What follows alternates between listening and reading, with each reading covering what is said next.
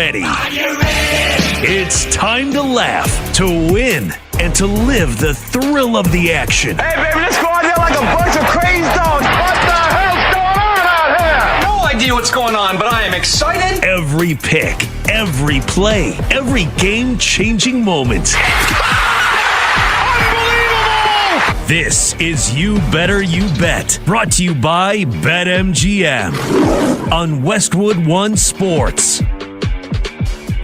Good morning. My name is Carrington Harrison. Happy to be here filling in for my guy Nick Kostos on You Better You Bet. And we got a lot to get into in today's show. We have UFC Freedom 250 this weekend taking place on the White House lawn. We have the start of the World Cup. Both Canada and the United States play later today. We have Game 5 of the NBA Finals coming up tomorrow. The NFL offseason is wrapping up. And we are reaching the point of the season that I call the Wheel of Misfortune. I'll explain that as the show continues to progress. Again, my name is Carrington Harrison. Happy to be here. Happy to dive into these sports topics with you this morning as we head into a very exciting weekend. Let's start with the NBA Finals. Let's go back to Game 4 just a little bit, but let's take a little bit of a wider scope.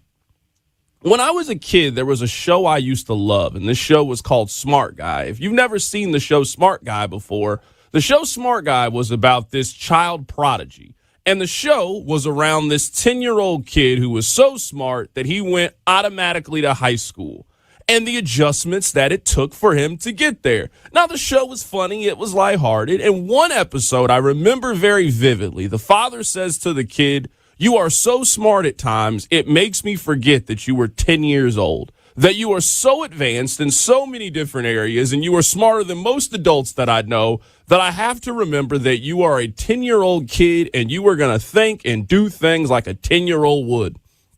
And when I watch the San Antonio Spurs play basketball, it makes me think back to that show. The Spurs might be the most advanced basketball team that we have ever seen. This is not a team that has been through the championship fire. This is not a team that's played in a lot of postseason games. This is a team that is pretty collectively in their first postseason experience. So when you see Victor Wembanyama playing with that 90s level of aggression, when you see Stephon Castle, when you see Keldon Johnson and Carter Bryant and Devin Vassell, you see all of these guys, it makes you forget that this is their first time going through this. When you see them go on the road and beat the Oklahoma City Thunder the way that they did in Game 7, when you see Wemby put up that Game 1 that he did back in the Western Conference Finals, it makes you forget that this is a team that is largely comprised of a bunch of 19 to 23-year-old human beings. And you know what 19 through 23-year-old human beings usually make? Questionable decisions. You know what 19 through 23-year-old human beings pretty typically do? Struggle in times of pressure. And usually that struggle alleviates itself over time as you get more and more life experience. And we are watching the San Antonio Spurs get a crash course on that in real time. If you think to how this series has ultimately gone, if you think to how this series has ultimately played itself out, the Spurs have had so many opportunities to have the 3-1 advantage in this series. They have held a double-digit lead in every single game in this series. They have outplayed the New York Knicks for pretty large stretches of this series. But you know the difference between the Knicks and the Spurs is? The Knicks are a team that knows how to finish, knows how to close, and they know not to play around with your food. That is something that you usually pick up over time as a basketball team, as a football team, as a squad. That is not what the San Antonio Spurs do, because what we have seen them pretty routinely do in this series is play with their food. We can go all the way back to Game 2. Victor Wembanyama, who in my opinion is the most talented basketball player in the world. I told you guys this the last time that I was here. I think of Victor Wembanyama as a true generational basketball prodigy. The way we looked at Shaq, the way we looked at LeBron James, the way people looked at Tim Duncan, that's what Victor Wembanyama is. If you go all the way back to Game 2, he had about as bad of a stretch in the final 45 seconds that you can have. He took a step back James Harden 3 that airballed. He plays hot potato off the back of Stephon Castle. He misses a very makeable 15-foot jumper. Now, I give the San Antonio Spurs a lot of credit, the way they battled in Game 3 and figured out a way to win that one in the midst of all of the pageantry and hoopla of that game. In Game 4, they dominated and controlled that game up until the point that they didn't. I'm sitting here and I'm looking at the box score. The Knicks went on a 13-0 run that really made you start to believe, hey, they can do this. Then you start to look at the game chart. Miss three, miss three, miss three, miss three. It was just a multitude of bad shots. Did you know that the San Antonio Spurs did not make a shot in the paint in the third quarter of Game 4? Just wrap your mind around that. They played 12 minutes of basketball. 12 minutes of basketball in which Victor Wembanyama played 11 of those 12 minutes. He's 7-4.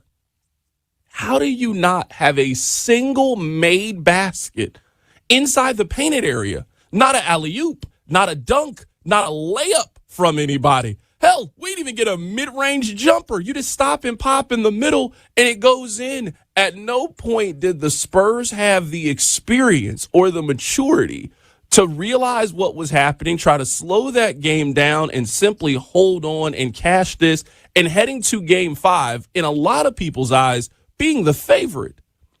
Hey, you might have stumbled in those first two games, but you redeemed yourself. You went into the belly of the beast. You went into Madison Square Garden. You upset Taylor Swift. You made Olivia Benson mad. And now you're going back home tied 2-2 with 2 home games potentially left, and you have the advantage. But no, what you saw is the difference between being 22 and 28.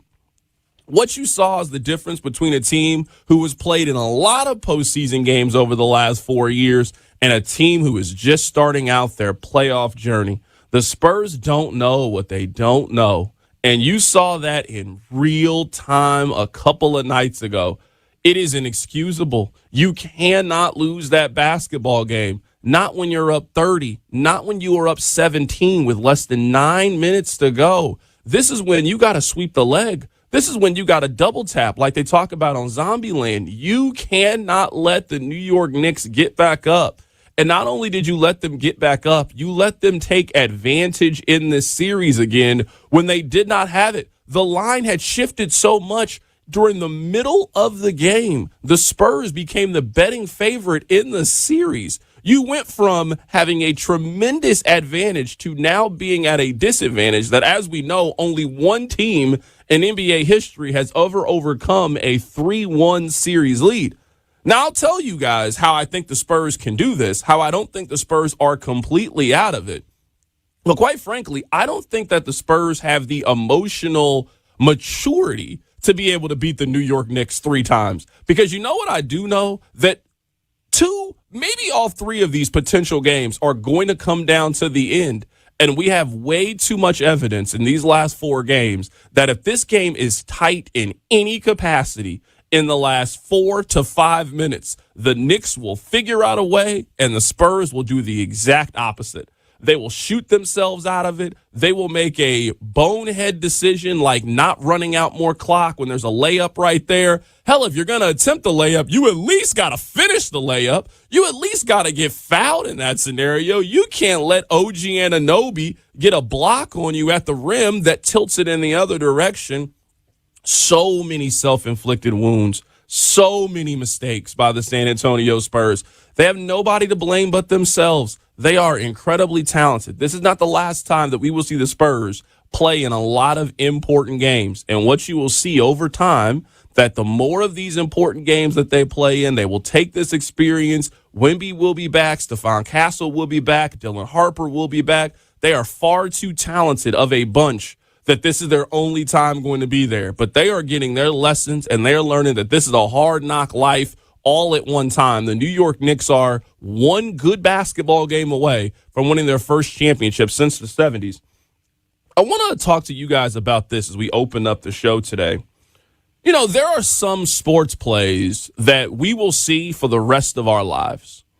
You know, I wasn't alive when the band ran out on the field against Cal versus Stanford, you know, a little bit before my time. You know how many times we all have seen that play? I mean, you've seen that play hundreds of times. flipping through the channels. They're going through top 100 plays in sports history, and you just seen the band is out on the field. At this point, you know the whole backstory about John Elway and never beating his rival, and you've heard that story told a million times because one of the beautiful things about sports, it is one of the things that you pass down. Maybe your parents didn't pass you down a company, you know? Maybe your dad didn't own the Yankees and then left it to you. Maybe your pops didn't leave you the house. Maybe your mom didn't leave you the car when she ultimately passed. But one of the things that we pass down through generations are sports stories and sports memories. Your parents told you about the game that they were at. They showed you the game that they were at. They passed down these stories, and eventually you are going to do the same with your little ones. What we saw in Game 4 is a story that we are going to pass down. It is the David Tyree helmet catch. It is the kick six between Auburn and Alabama. It is one of those moments in time that you remember where you were. You will remember the play. You will remember all the backlash and fallout from it, and you will see that play as long as you live. The same way that you see Jordan's layup against the Los Angeles Lakers, a spectacular move, or Jordan hitting the shrug against the Portland Trail Blazers. There are certain NBA Finals moments. Magic Johnson hitting the Kareem Abdul-Jabbar skyhook against the Philadelphia 76ers his rookie year. There are certain plays that are just etched in stone in basketball history and basketball lore. And we saw one of those plays in real time. This series, in my opinion, has been everything that people say they want from the NBA. It's been overly physical at times. It's kind of giving you that 90s level of aggression. You have, which sounds crazy because they're the New York Knicks, an underdog story and a franchise that hasn't done a whole lot of winning in our lifetime, that has a chance to win their first championship in a long time. It shows you celebrity culture to the umpteenth degree. Tate McRae, who was born in Toronto, is wearing a Knicks shirt at the game like she's been a lifelong Knicks fan, but it's okay. It's New York City. It's celebrity culture. It's Madison Square Garden. It's a who's who. Everybody wants to be there. Despite this series being tied at 3-1, we have seen 4 incredible basketball games. Whether it was the fourth quarter from Jalen Brunson in Game 1, whether it was the mistakes by Victor Wembanyama in Game 2, whether it was what I would say is the most anticipated basketball game since Game 7 between the Cavs and the Warriors. I think that was Game 3 of the NBA Finals. And the Spurs going in there and figuring out a way to win that game and just keeping the Knicks at arm's length for basically the entire night. From Game 4 to it being the Spurs shot almost as well as any team could shoot for that first 24 minutes. I mean, they just didn't miss. At one point, they were 11 for 16 from 3. They get up 29 points in that game. It was to the point where I started playing a game on my phone. I still had it on the TV, but I'm just thinking, all right, man, and this game's kind of over for the most part. Let me start to get ready for my day. And all of a sudden I'm looking up and I'm like, hey, they got this down to 13. Maybe I need to lock back in. I even checked the app. It was at plus 1,400. And I'm thinking, I'm not going to put anything, but let me at least lock back in. Next thing I know, I'm sitting there. I felt like Mariska Hargitay. I felt emotionally drained at the end of the game. I'm cheering for the Knicks. I wanted to see if they could pull it off. I wanted to see how Madison Square Garden was going to react. It has been an incredible NBA Finals. Very excited for Game 5 coming up tomorrow between these two teams. And the New York Knicks, at least for the first time in my lifetime, they have a chance to win a championship and continue what has just been an historic, magical run. Sometimes it is just your year. Sometimes everything just comes together at the exact perfect time, and it is your opportunity to win a championship. It feels like it's that time right now for the New York Knicks. Coming up on the other side, I will explain to you how I think the Spurs still have a chance to do this. They do not have a great chance. I'm not picking them. But one thing I will tell you, the Spurs have shown us pretty routinely, whenever you count them out, they figure out a way to put themselves back in this, and they figure out a way to continue to show you this is one of the more talented group of young teams that we've ever seen in league history. My name is Carrington Harrison. Happy to be here filling in for my guy, Nick Kostos. You're listening to You Better You Bet.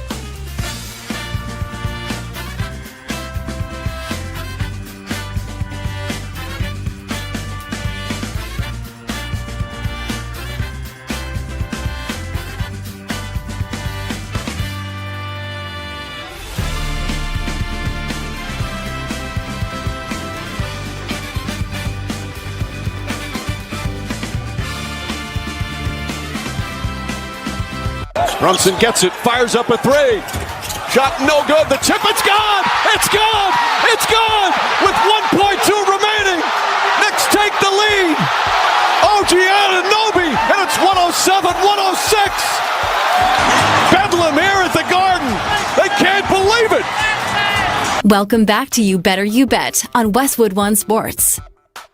I want to credit ABC for the audio. Let me remind you that this segment is sponsored by Progressive Commercial Insurance, protecting small businesses with affordable coverage option. Quote today at progressivecommercial.com. I have a theory that I want to run by you guys. My theory is that everybody cheers for Mizzou. Now, you might be thinking, Carrington, what are you talking about? This is the point. I cheer for Mizzou. I've never seen Mizzou win. I get hopeful about Mizzou. I get optimistic about Mizzou. And the moment when I'm at my most optimistic, the moment where I am the most happy with Mizzou, where I really think this is our year, we're going to do it, we're going to prove everybody wrong, Lucy then pulls the football away, and I look goofy every single time. Everybody has a team that they cheer for like that. Not everybody cheers for the 2000s Patriots, you know? Not everybody cheers for Duke basketball. You know, you got a regular team that you cheer for that you have just been waiting and waiting and waiting to see them win a championship. You've been waiting for them to make a deep run, and they never make a deep run. Part of why I think this Knicks thing has been so fun to watch is because at the core of it, we all understand what Knicks fans have gone through. Now, I'm not talking about the Knicks fans that outside the stadium are treating it like the purge whenever their team loses. That's a different story. But you can see how much this means to Spike Lee. You can see how much this means to Ben Stiller. These are people from New York. These are people that live and die with their teams. It's not like Spike Lee just started showing up at Knicks games. Spike Lee's been doing this now for 30 years. You've seen him on the sidelines, even when they were bad, when they were terrible. There is not an American more associated with the team than Spike Lee is with the Knicks. You could argue Jack Nicholson over on the other side of the country with the Los Angeles Lakers, but there is not a human being more associated with one specific team than Spike Lee is with the Knicks. So deep down, Spike Lee, he's cheered for Mizzou. You know, you get there, you get hopeful, you get excited. They go get a move to go get a Carmelo Anthony. You got Lynn Sanity. You got all of these things. You get hopeful. You get excited. And all of a sudden, the rug gets pulled out from under you. I do think that's what's made this Knicks run a little bit special is because deep down, all of us are Knicks fans. Deep down, all of us cheered for the Cubs a couple of years ago. All of us cheered for the Red Sox 15 years ago. A team that never won, and you're like, you know what, man? Congratulations. Seeing you guys win a championship, seeing you guys being able to hoist that banner, get that championship ring, taste that champagne, you know, it's a different feeling if you've ever seen your team win a championship. So I've been pulling for the Knicks. I wouldn't be mad if the Spurs win this. I wouldn't mind seeing Victor Wembanyama win a championship, but you know what? If it makes Mariska Hargitay happy, if it makes Olivia Benson and Elliot Stabler happy and Detective Amanda Rollins happy, if it makes them happy, that's the side that I got to be on for this one. I don't watch Law and Order San Antonio. No, it's Manhattan. It's a special crimes unit. I'm cheering for them. I'm on their side. I'm on whatever team they want me to be on. That's the team that I'm cheering for. Let me tell you this about San Antonio, because I understand if people are doing a victory lap. I also understand why if people are asking themselves, how do you bounce back from what just happened?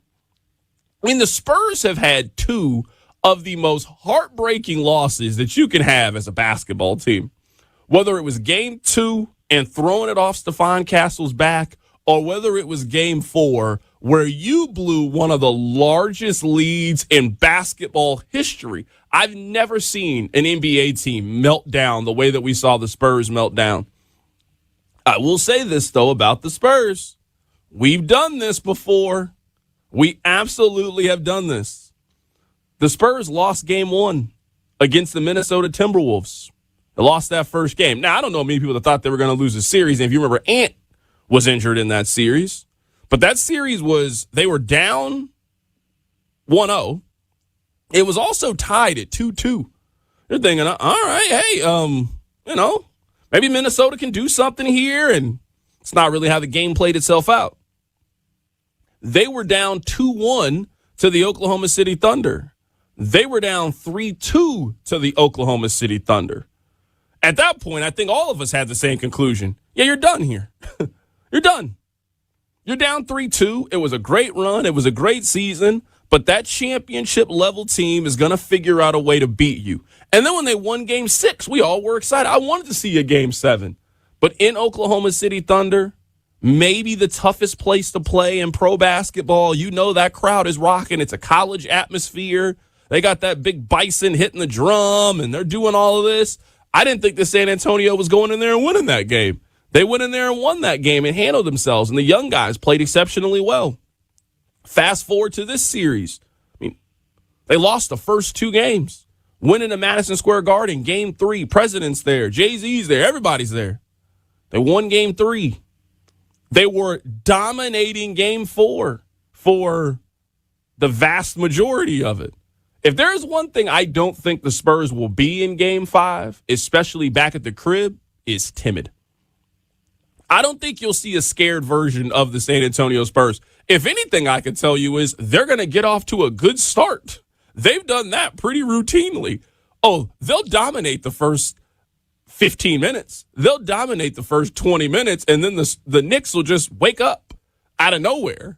But I don't expect the Spurs to give us a 1-2-3 Cancun effort. I don't expect San Antonio to just completely mail it in and get ready for the vacation in Turks and Caicos. I actually do think this series is going back to New York for Game 6, which then puts the Knicks, I think, at, I wouldn't say a disadvantage, but in a very unique situation. You know how that building is going to be rocking. You know the emphasis. We got a chance to win the NBA championship in our building.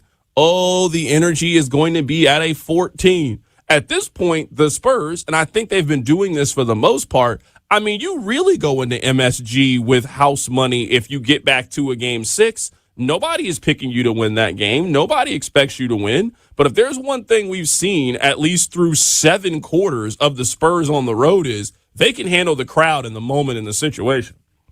Now, they didn't really handle it very well for the final quarter of watching these two teams play. But I do not expect the Knicks or the Spurs to just completely roll over tomorrow night. I expect them to fight. I expect them to be competitive. I expect that series to get back to New York. And I expect us to be talking on Tuesday about a Game 6 in the NBA Finals. Let's bounce around for a bit. We're going to talk a little bit of World Cup here. Canada plays coming up later today. They're one of the host countries. Also, the United States. They play later today as well. They have a matchup today against Uruguay. I don't know if you guys saw that or not, but there is a man who came over from Germany. He's a tourist, and he is right now on a World Cup road trip. I had never heard of this gentleman before. I just started seeing the tweets pop up on my timeline, but this is a man who was born in Germany, never been to America. He's over here for his first time, and he is sampling American culture. And let me tell you, watching somebody not from America experience America has been a very enjoyable experience. I remember this happened 2 years ago. I took my daughter to her first baseball game. And watching baseball through her eyes, where she could not wait for the game to get to a commercial break. Because if you've been to a baseball game, they play games in the middle. They play the hat shuffle. They have the kiss cam. They have little kids running the bases and hitting home runs. She was so excited for the game to go to commercial that I'm sitting there. I was kind of waiting for the game to go to commercial. She was excited. She had no idea that they walk around with cotton candy and she's pointing at stuff and dipping dots, and seeing baseball through a 4-year-old's eyes was a life-changing experience. That I sat there and I'm watching her and she's happy, and I'm like, you know what? Baseball is pretty amazing.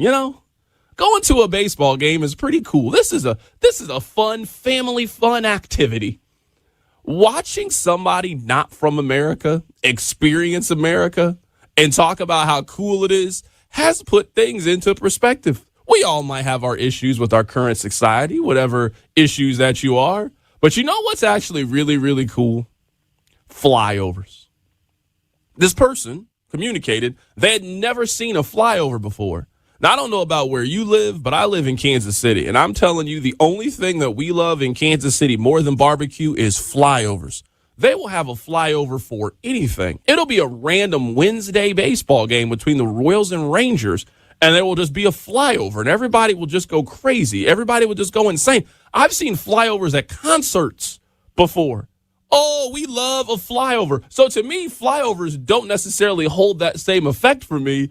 But if I had never experienced a flyover, never seen a flyover before, and the next thing I know, there's these B-2 bomber jets flying over my head, I would think it was pretty cool. Now, I'm not from the South. I'm not from Texas. But I've been to Buc-ee's before. Can you imagine going to Buc-ee's for the first time and just looking around and you think to yourself, this is a gas station? Look around at this place. I've never seen anything like this before.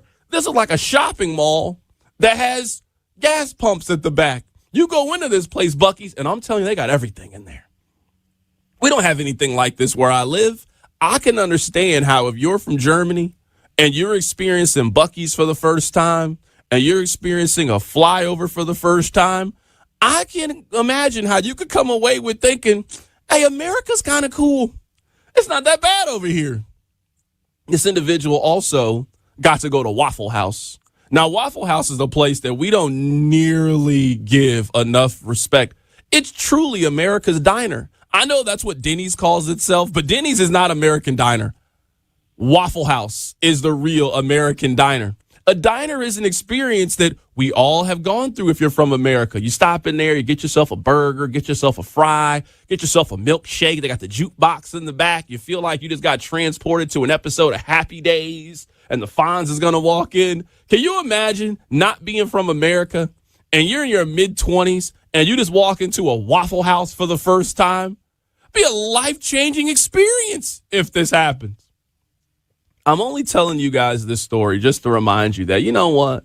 Despite what may be going on, despite the fact that it costs $40 to put half a tank of gas in your car, I'm here to tell you that America, not that bad. I'm here to tell you that deep down, America is actually pretty cool. That if you were somebody else, if you were from another country, if you were from another place and you came to a visit America for 3 weeks to watch your favorite team, you might also leave thinking, you know what, America, kind of cool. So as I told you guys, I live in Kansas City, and Kansas City is hosting a few World Cup games. There will be 6 World Cup games played in Kansas City. Now, I'm excited for the World Cup to be here. You know, we don't normally get things like this in Kansas City. You know, we'll get an all-star game every once in a while. You know, we get a lot of important football games you maybe have seen over the years, but we don't get a lot of big worldwide events. So it's a lot of tourists coming in, a lot of people eating the Kansas City barbecue for their first time. I got a chance to talk to one group of people, and they were talking about how it blew their mind that you could walk into a store and you could get some essentials. Now, you could walk in there, if that's what you partake in, a little bit of the smoke, you could just go in there. Just regular ID. Nobody asks you a whole lot of questions. Just go up there, make your purchase, walk outside, enjoy, consume. They didn't have that where they were from. Now, I don't participate in that, but you know what? I also could understand how if you were from somewhere else and you came here and you experienced America for the first time, you might start to think to yourself, you know what? This America place, not that bad. We got to start looking at this thing very, very differently. We got to start looking at it like, you know what? America is kind of cool. Today, if you want to for dinner, you could just go to Chili's. Everybody doesn't have that opportunity. Go get yourself a triple dipper later today. Go stop at a nice American diner.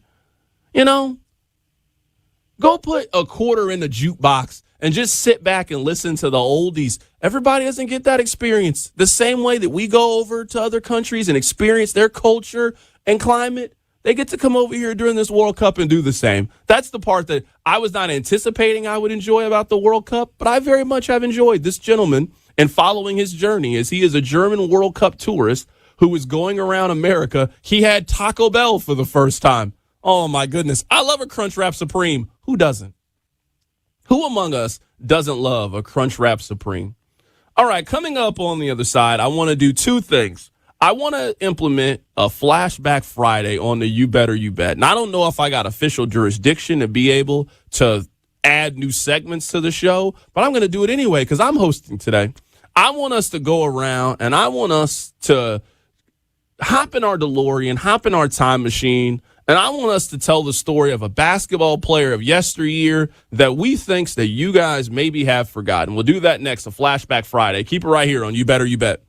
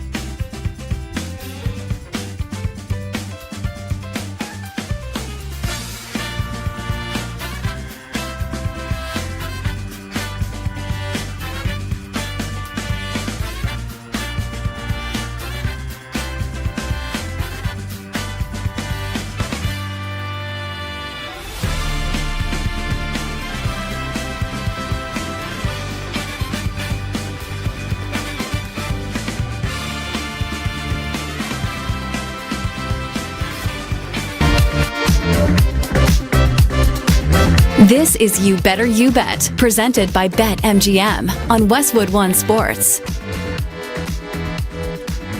We're going to have Flashback Friday here coming up in a bit, but let me remind you guys that BetMGM players, you will receive a World's Game Tournament Winner Boost token. You can add the tournament winner boost to your bet slip and activate the token.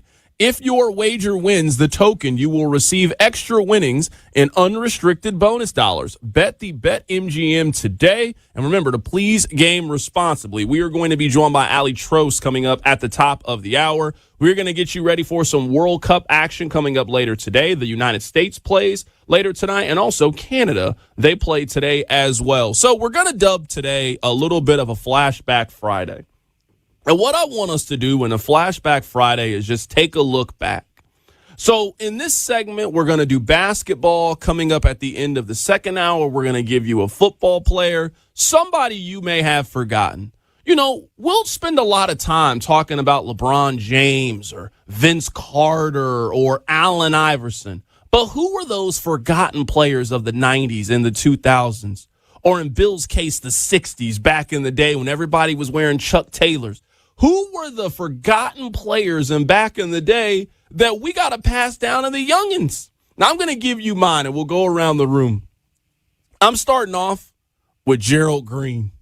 I'm going to give you Gerald Green because, in my opinion, Vince Carter is the greatest dunker that I have ever seen. I would say 2 is actually Zach LaVine. Zach LaVine did some things that I have never, ever seen before. Number 3, Gerald Green.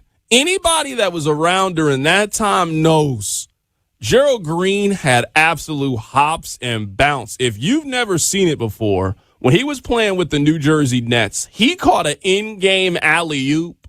He is looking down on the rim. And we're not talking about a guy that's like 6'8". We're talking about a guy that's like 6'3", 6'4". His head is above the rim on a alley-oop windmill. He then windmills the alley-oop, and oh my goodness, just an absolute bounce. He's also first team better on 2K than in real life. You know, back in the day, there used to be a handful of these kind of athletes. Trevor Ariza was one of those people. Rudy Gay was one of those guys. Gerald Green. Back in early days before now, everybody just shoots a bunch of threes. But, you know, back in the day, you used to want to get to the rim. You used to want to have to dunk. So you needed a super athletic dude. You weren't shooting a lot of threes back then. Gerald Green, a 2K all-star, also crazy bounce. Spend a little bit of time today and go back and just watch Gerald Green highlights and watch the bunnies that this man had on him. I want to go around the room before we move on to a little World Cup soccer here. Tyler, I want you to throw out your Flashback Friday. Give us a forgotten NBA player. So here's a deep cut, and I wasn't going to say his name, but since you're from the area, I'll go with it anyway. Do you remember Josh Selby from Kansas? He played like 10 games. He was one of the big recruits in the country, one of the biggest recruits for like years. Went to Kansas, didn't play like half the season, came back, had a monster game. Then he was drafted by the Memphis Grizzlies, won Summer League MVP, and then was just never heard from again. So Josh Selby was the first one I thought of. I thought it was a good pull because he's from your area. Yeah, I like the Josh Selby one. I'll never forget the Josh Selby. Kansas has had, I would say, 3 just overhyped recruits. Selby was one. Wiggins was another one. Now, Wiggins ended up being a decent college player, but just never really turned out to be. And Darren Peterson was one. Oh, let me tell you, the KU fans this year, they were so excited about Darren Peterson and watching him use unlimited PTO. It did kind of warm my heart a little bit. I look forward to him toiling away in anonymity for the Utah Jazz for the next 15 years. All right, Kenny, we're moving on to you here. Give us your forgotten 2000s baller. I don't know how much this guy is forgotten, but I'm going to give you Al Harrington because I really thought that, he took the same path as Kobe and Bron, going straight from high school to the NBA. He started with the Pacers and was really a sixth man for most of his career, went to the Hawks. I thought when he went to the Hawks, he was going to be competing with LeBron James in the Eastern Conference for years to come. Didn't end up happening for him, but he did end up having a solid NBA career, and everybody knew he had a lot of potential, but he just was never really that guy. All right, Al Harrington is a really, really good one. I like the Al Harrington one. This was a weird time where dudes that shouldn't have been going straight from high school to the league were going straight from high school to the league. Like, Al Harrington didn't go to college, just was drafted at 18 years old. Now, Al Harrington would be a nice little 5-star recruit, nice little NIL package somewhere. He'll go to Arkansas, ball out in Arkansas for a year, and then go on to the league. Now, he had a phenomenal career. He played in the NBA from 1998 all the way up until 2014. But Al Harrington, straight from high school to the pros, that was a thing back in the late 90s. Bill, I'm scared to know what direction you're going to take us here. You could go in any different direction. You could give me a guy Jeff Green, or you could take it all the way back. Who are you throwing out for your Flashback Friday? Who's a forgotten NBA player? All right, I'm going to go. I got two guys here because I don't know if one counts, but I think it does, because we're going to go to the 80s, and because this is actually a Hall of Fame basketball player that nobody ever talks about anymore. This guy was a Defensive Player of the Year, got MVP votes. He was an incredible player, but he had a problem. His problem was he couldn't beat Larry Bird. And this actually goes back to college when he was at Arkansas, and he lost to Larry Bird in Indiana State in 1979, and that's Sidney Moncrief. The Bucks in the early to mid-'80s were an amazing team. They won like 60 games every year. They'd either get tripped up by Julius Erving and the Sixers or Larry Bird and the Celtics. Every year, they like 6-7 years in a row, they lost to one of those two teams. So that's a Hall of Fame player. I don't know if that quite counts, but the other one I got to go with, and for some reason, this was just one of my favorite players, and he had a peak with the Lakers in the 90s before the Lakers got Kobe and Shaq and everything, and were kind of that middling team in the mid-90s. Sedale Threatt. I don't know if you guys remember Sedale Threatt. This guy, he dropped 15, 16, 17 points a game for the Lakers. He is a nice little shooter. He was like a long-time backup. He got his chance in the 90s, and he could play some ball. So Sedale Threatt. Tyler Morales, shocked in the comments, has no idea who Sedale Threatt is, but look him up. Solid hooper.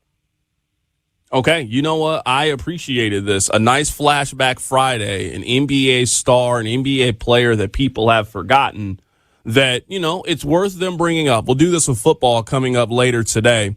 So before we get back to the World Cup, I want to tell you guys sort of how I view the NFL offseason. At this point in the NFL offseason, if we're talking about your team, it is for one of two reasons. We're talking about your team because of contracts. George Pickens. George Pickens on the franchise tag. Are you guys going to pay him or not? That's one way we could talk about your team. The other way that we could talk about your team is you got players doing things they're not supposed to be doing. Now, as somebody that covers the Kansas City Chiefs for a living, I'm way too familiar with this. I'm way too familiar with I'll just wake up and I'll see a TMZ story about some Chiefs player that has committed some nonsense. So hopefully now that Rashee Rice is in jail and he gets out on the 17th, hopefully Rashee Rice now walks on the straight and narrow. Hopefully we're not having this conversation about Rashee Rice. I want to tell you the story of a man named Jonathan Cooper. Maybe you know who he is. Maybe you don't know who he is. Jonathan Cooper plays linebacker for the Denver Broncos. Now, the only reason I'm telling you this story is because I've never heard of anything like this in my entire life. And Tyler, Kenny, Bill, maybe you guys can help me with this.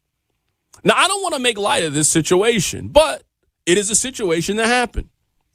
So, Jonathan Cooper, who plays linebacker, he and his girlfriend, they stay together, live together. I don't know all the particulars. Well, in a situation that has happened to far too many men in life, she went through his phone and found out he was cheating. Now, I'm not saying it's right or wrong, but I know a lot of fellas out there. I'm sure this has happened to you at some point. You were maybe texting somebody or messaging somebody you weren't supposed to message. Your girlfriend got the hunch. She got the suspicion. And she went through your phone and she found the incriminating evidence. And now she is going to confront you with this evidence. Now, this is where I don't know what happened. So she confronts him. She throws the phone. They're arguing back and forth. I don't know. She says it got physical. I don't know if it did or not. I'll continue to read the story. So she alleges that she tried to leave. The gentleman grabbed her by one hand and pinned her up against the wall while he was trying to get his phone back. They were then wrestling. They were tussling. She then says she also told Jonathan Cooper, the linebacker for the Broncos, that that he threatened to break her phone if she didn't leave. It then goes on to say, this is in the official police report. Jonathan Cooper tells this woman that he will break her phone if she doesn't leave, then proceeds to put the device in his mouth and eat it, causing damage. When I heard this story, I literally had to do a double take. I did like a meme, like a GIF. What? An NFL player told his girlfriend that he was going to break her phone if she didn't leave their apartment, then proceeds to put the device in his mouth and eat it. She also confirms this story. The girlfriend said that he did this. He admitted that he did this. I was trying to figure out to myself, and I've been trying to figure this out ever since I read this story. What does eat the phone mean? I could understand throwing the phone out the window. I could understand stomping on the phone, smashing on the phone. But he bit into the phone like it was a honey bun? I've never heard of nothing like that before. There's never been a human being that has made me that mad to bite into my iPhone. What in the world is going on with these people? And just so you know, this just came out in the last 30 minutes. So he and this young lady, they were told to stay away from each other, which doesn't really sound like bad advice. Maybe you guys shouldn't be hanging around each other. It is way too toxic. You cheating, he biting phones. It's a lot going on. This man has now found himself back in jail for violating the protection order. This just happened this morning. Broncos outside linebacker Jonathan Cooper was arrested on Thursday night by the Parker police, where he is now holding 4 charges because he just can't leave this young lady alone. Fellas, my brothers, my sisters, everybody out there listening, please stay away from that person that you know is toxic for you. This is young love. I don't know what happened between these two people's situation. I don't want to assume, but you cheating is getting physical, is getting toxic. This is what I call the wheel of misfortune. This is absolutely the wheel of misfortune.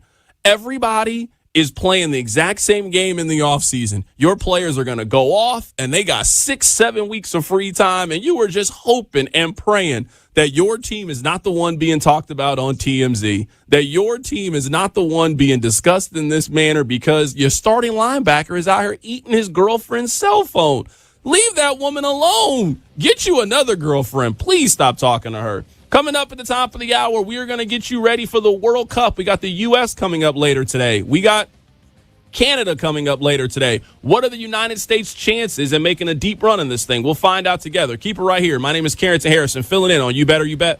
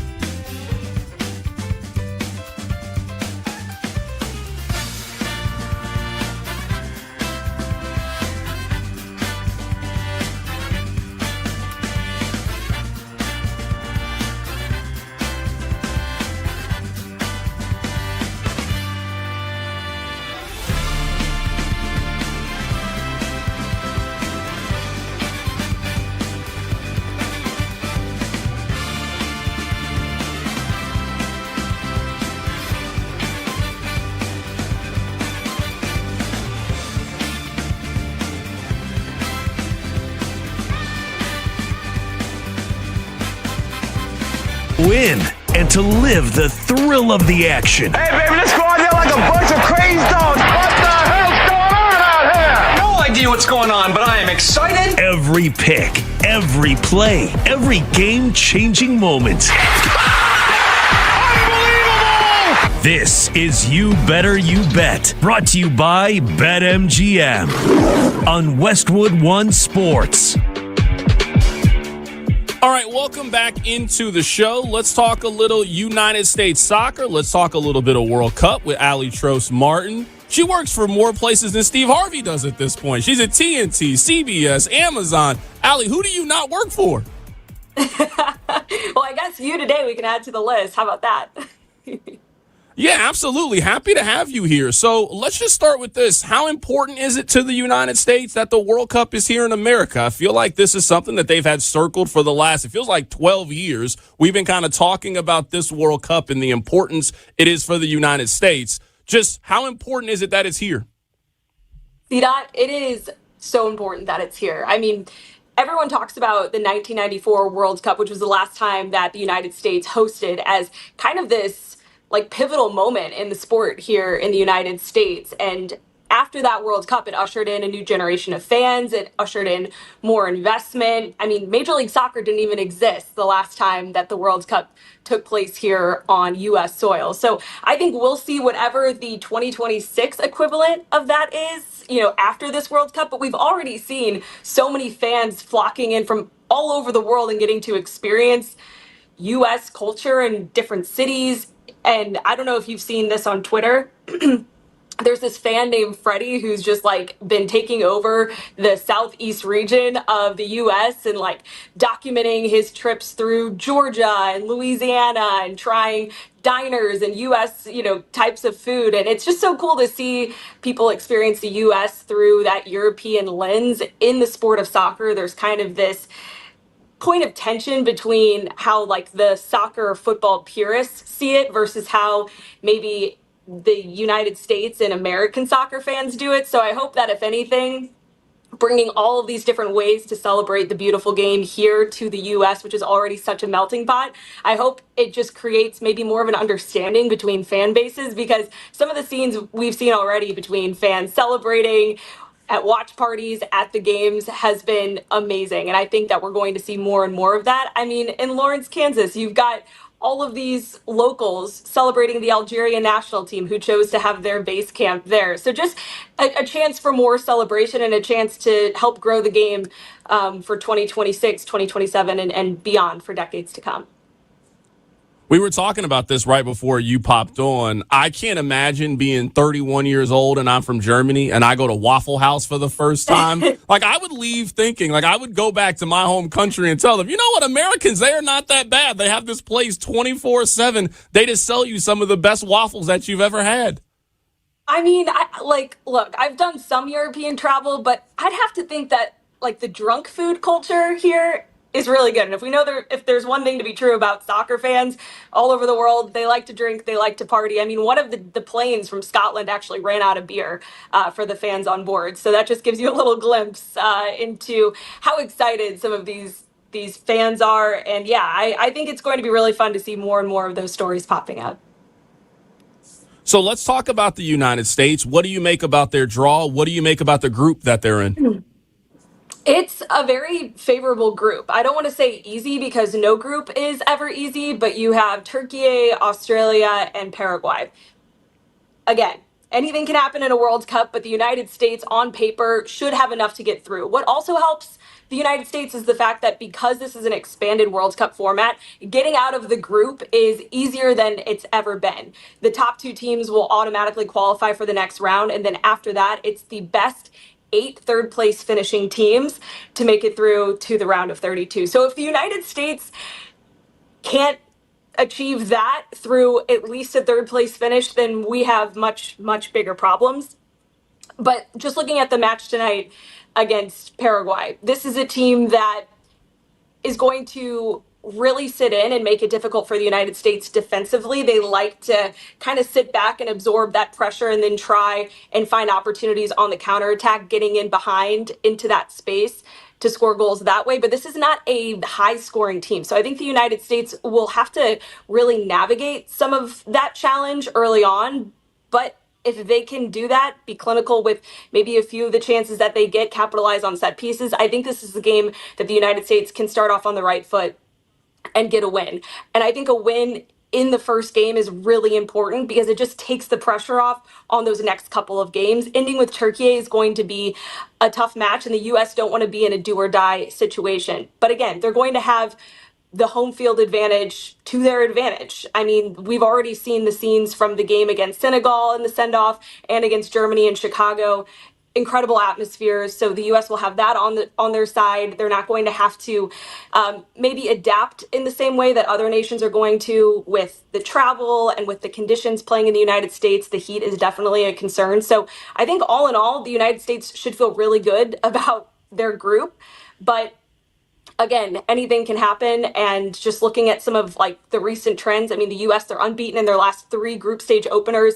And only one time in the history of the World Cup, which came in 2022, has a host nation lost their opening game. And that was Qatar, of course, in the 2022 World Cup. So everything is pointing to the United States getting out of the group. But again, it's a World Cup. And with more and more nations in the mix now, I think we are primed to see even more upsets than years past. Right now, we're talking to Ali Trost Martin. Be sure to follow her on social media. She does great work for TNT, CBS, Amazon. She is here for all things soccer. The spread on this seems like it's very, very even between these two teams. It feels like it's a little bit of a coin flip game. Where do you think the United States has the advantage coming up later today? Where do you think that Paraguay potentially has the advantage later tonight? Yeah, it's a really close line for both of these teams. And I think that is because of the fact that it's not, odds makers aren't thinking this is going to be a high scoring game. I really like the under 2.5 goals in this one because I don't think it's going to be high scoring by any stretch. Again, Paraguay defensively are going to make this a really difficult game for the United States. And so therefore, I think it's going to maybe be decided by 1, maybe 2 goals. If I had to put my score prediction out there right now, I'd say 1-0 to the United States. But I think the advantage for the United States is the fact that from an attacking standpoint, they do have the better talent on paper. Now, it's just going to be a matter of how quickly can these guys gel, because Mauricio Pochettino, the head coach for the United States, has really had to experiment with a lot of different players due to injury and trying to figure out his best lineup. One of the biggest critiques over the last, few months in the build up to this World Cup has just been, what is the United States' strongest starting 11? And so when these guys aren't getting a chance to play together all that often, those relationships, particularly as you're trying to build up towards goal, maybe just aren't going to be as fully developed on night 1, game 1, as they will be further along in the tournament. So I think that's a big concern. Christian Pulisic is also, one of those star players for the United States who's coming off of probably one of the worst club seasons that he's had. He's been really, really dry on the goal front. He did just finally break that streak in that match against Senegal, I believe. But the U.S., I think, if they can manage the emotions of this first game, if they can take their opportunities well, capitalize on set pieces, and find success in getting into those spaces to really try to pull this Paraguay defense apart, then I do think that they're going to be able to find that 1, maybe even 2 goals. Now, Paraguay, on the other hand, this is not a team that is scoring goals in a high volume, but if they're able to stay patient and really find those moments where the U.S. maybe have too many numbers forward and then they have space in behind to capitalize, they could find success, because the biggest weakness right now for the United States is certainly their defense and the goalkeeper position. Chris Richards, who is arguably the best center back for the United States, has been dealing with an ankle issue. And if he's not available to go in this first game,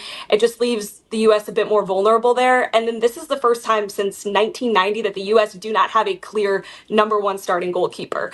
So right now it's kind of a toss-up between Matt Freese and Matt Turner.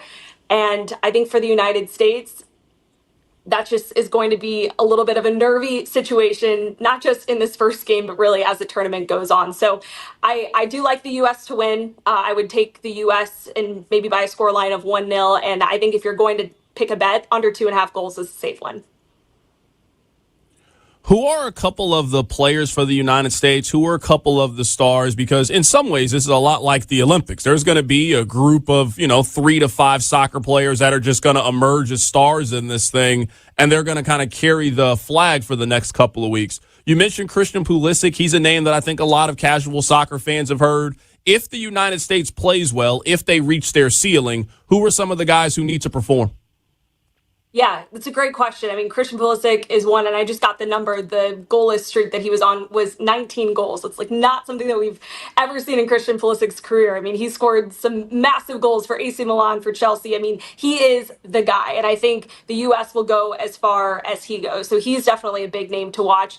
Beyond Christian Pulisic, another big one is Weston McKennie. He's been another kind of, member of that core U.S. group, that golden generation that's been touted for years and years now, who's also, in kind of that prime of his career. He plays at Juventus. He scored some absolute bangers for Juve in the Champions League in his time there. So, I mean, this is a guy who's used to scoring big goals in big games. He's going to be relied on as kind of that midfield engine. He can create. He can also be a more traditional box-to-box physical presence. So he's going to be another one to watch. Tim Weah as well. And a name that I like that maybe isn't one that a lot of fans are familiar with is Sebastian Berhalter. And Berhalter is a familiar name because, yes, he's related to Greg Berhalter, who was the former head coach of the U.S. men's national team. He made this roster after just putting in the work. He plays for the Vancouver Whitecaps in Major League Soccer and is kind of one of those players that I think, he won't likely start, but coming off the bench, I think has a big opportunity to really make an impact and is just so locked in. I love his mentality.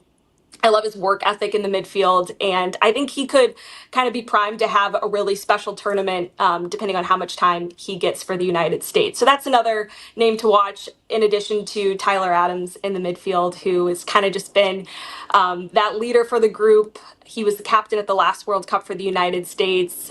He plays for Bournemouth in the Premier League. And I mean, talk about an absolute dog in the midfield. Like, he's such a fighter. He really leads by example for this team and is, also technically really, really gifted as well. So there's 13 players on this World Cup squad that were also on the 2022 26-man squad. And these guys now, I think that core group bring that invaluable experience from having made it all the way to the round of 16 before getting eliminated by the Netherlands last time out. And the fact that you have half the squad that has that experience coming into this World Cup, in addition to guys who maybe were snubs last time around, I think this is a group that has the fight, the most experience that they've ever had, not just at the international level, but at the club level as well. So many of these players playing for some of the biggest clubs in Europe, and for the ones playing in Major League Soccer, playing in the league at a time that it is the most competitive that it's ever been. You mentioned the draw, and you didn't use the term easy, but, this is certainly a favorable draw. No one considers this to be the group of death. What do you think is the ceiling for the United States? What's the best case scenario? How far do you think this squad can take it? Yeah, I mean, I think the expectation is that they top the group. At the very least, finishing top 2. I do think it would be a little nervy depending on how things go if they were to drop to 3rd in the group. I would say, and now an important note, because of the expanded format in this World Cup, moving to 48 nations from 32 nations, is the fact that there's now an extra knockout round game. So the U.S. will have to, instead of going straight to the round of 16, go to the round of 32 next if they're able to get out of the group. And so because of that, I do think that getting to the round of 16 would be a success if they can get through a round of 32 knockout game. But I say that still a lot of people would consider that not to be a success. So I'd say like quarterfinals would be like a really strong, successful World Cup, and anything beyond that would be just like an absolute magical moment, and one where, you'd be hard pressed to find anybody to say that it was a failure for the United States. I think as far as, this team, to me, will go as far as their defense and their goalkeeper position will allow them. That is by far the biggest question mark with this group that has given up 11 goals in 4 matches in 2026. Now, I think that there have there are things that have been sorted as a result since then. The U.S. against Germany conceded early and then, really locked things down and were able to find their way back in that game. That's a great experience coming in to a World Cup cycle where you're going to have, a short-term memory when things go wrong. But I still think the defense will be the decider. If they can play at a very high level, limit the mistakes, and if one of the goalkeepers can really solidify themselves as the number one and embrace that role, then I think that will take the U.S. as far as they're willing to go, or as far as they're able to go. And as for the attack, I think, they've got all the talent in the world. Can you put the ball in the back of the net? So I think they go as far as the defense allows them in this tournament. Allie, I'll get you out of here with this last thing. Who is your pick to win the World Cup? And also, give us a sleeper. You were on You Better You Bet. There's definitely a team at that plus 400, plus 500 odds to make it out of their group that people are looking for. Who's your favorite to win this? Give us a couple of sleepers on who can make it to the knockout round. Okay, so my favorite to win, the odds maker's favorite to win is Spain. And I think that's a great pick. Spain is one of those teams that has they have like 3 full teams of talented enough players to make it all the way through to the semifinals or final. So I think Spain is a good pick. It's not a surprise that they are the favorite.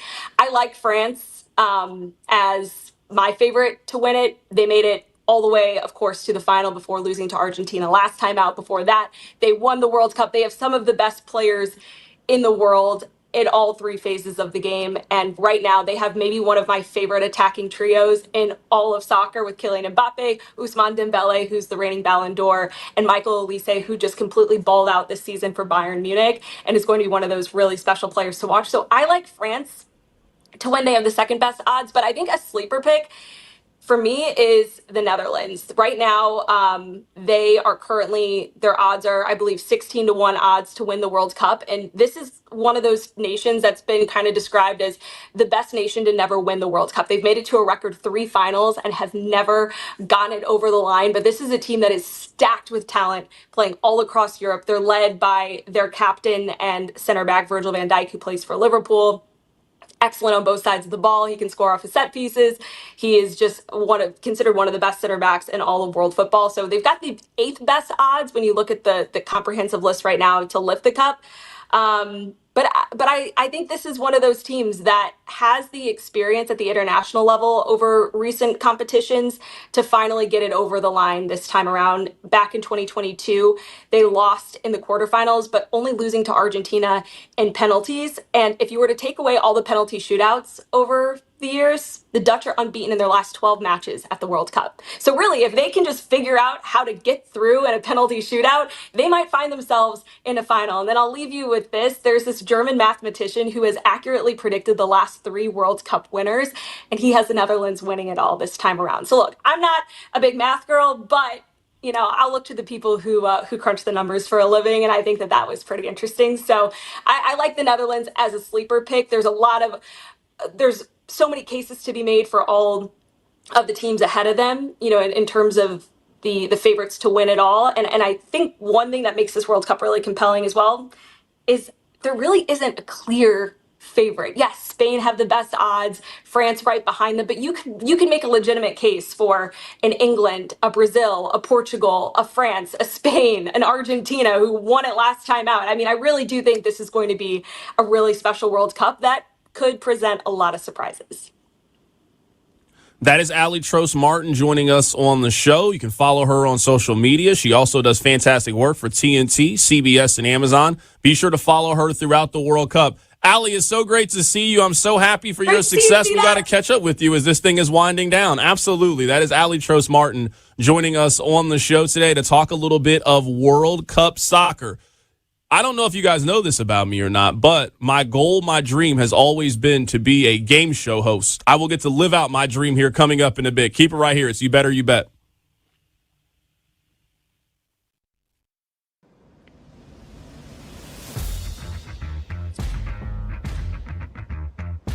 All right. Thanks, guys.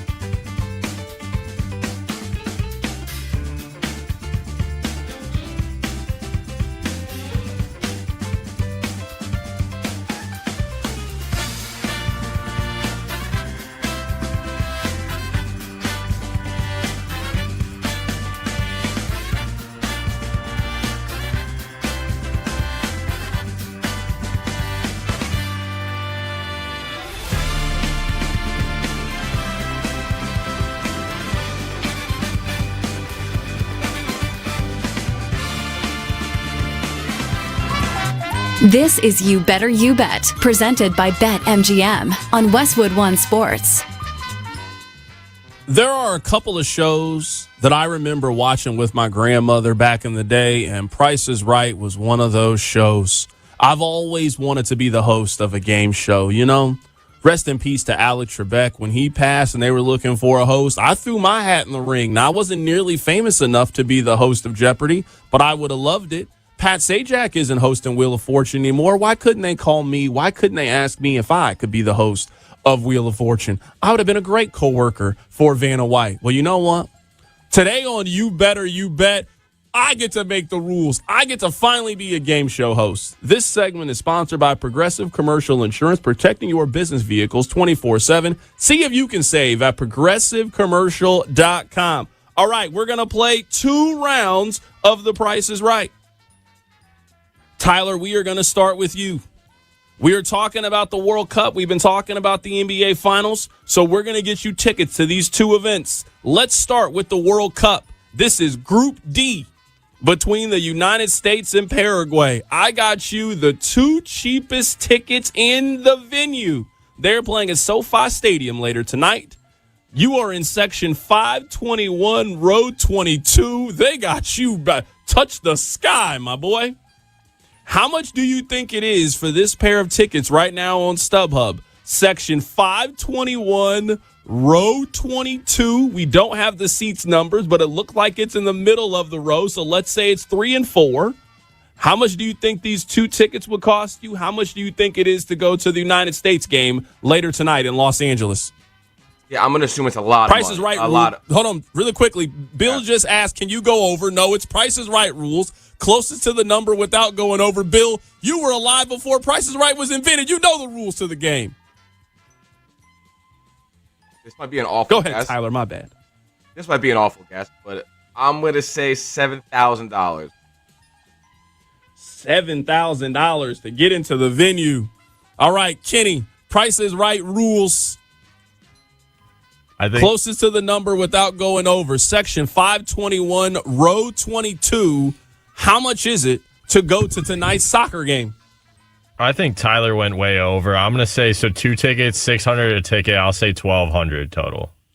$1,200 total for the 2. All right, Kenny, let me put you down for $1,200 here for the tickets. All right, Bill, it's your turn.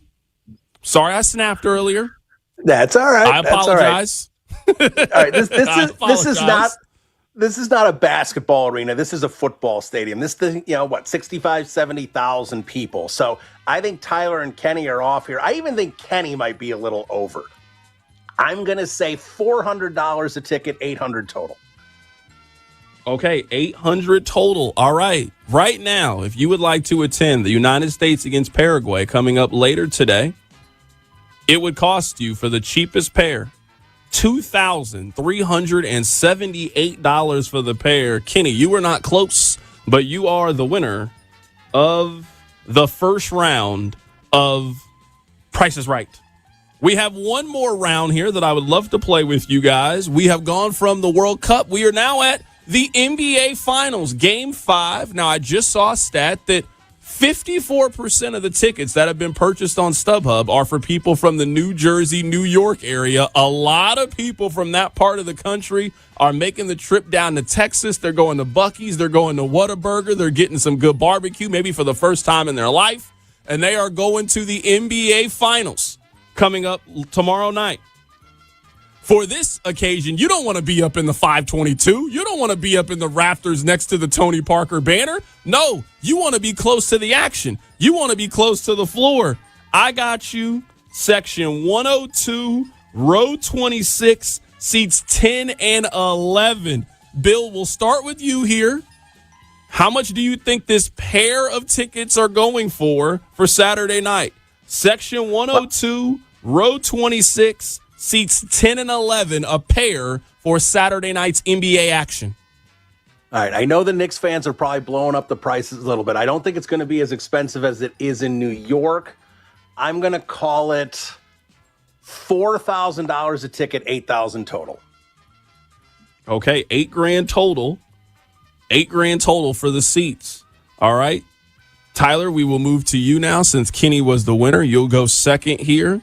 How much do you think these tickets are going for right now on StubHub? Section 102, row 26, seats 10 through 11. Yeah, I'm gonna assume obviously they're cheaper than Madison Square Garden tickets. I'll go a little lower than Bill. I'll say 6,000. 6,000. Okay, we got you down for 6K. All right, Kenny, let's see if you can be the two-time defending champion on this thing. This would be big. We haven't had a back-to-back champion since the Warriors. I think I know how to play this game. I'm just going to go 5,999. Oh. Okay. The price of tickets for the Section 102, row 26, seats 10 and 11. $8,535 for the pair of tickets. Bill, come down and collect. You are going to Game 5 of the NBA Finals. $8,535 to attend. Now, I know everybody's pockets are different. I'm not counting anybody's pockets. If you got it, great. Folks are spending $8,000 for one basketball game? Just a single basketball game.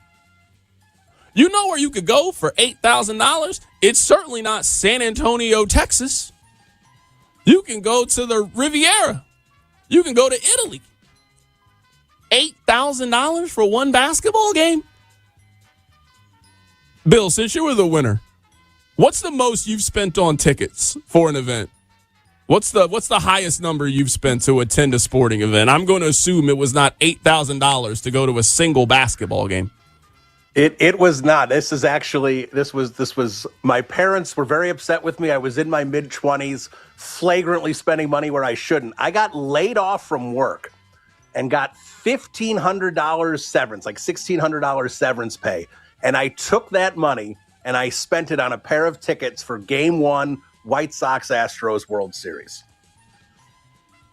They win that game? They did win that game. Jermaine Dye hit a home run and landed about 5 feet from me. Oh, my goodness. If you had caught that home run, it would have paid for those tickets. It would have.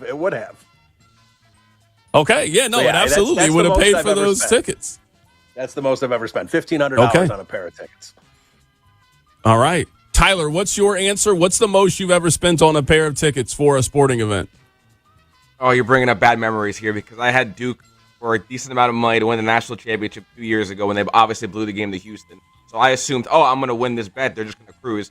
So I spent about $400, which, I mean, I don't spend that much for tickets. $400 to see Duke when they played in Newark against Alabama, and they absolutely blew out Alabama. So I was like, all right, this is my celebration for me cashing my Duke national championship bet. And obviously they lost to Houston. I won no money. You won no money, but you know what? You had the experience of watching the team go to the Final Four. No, you had a team.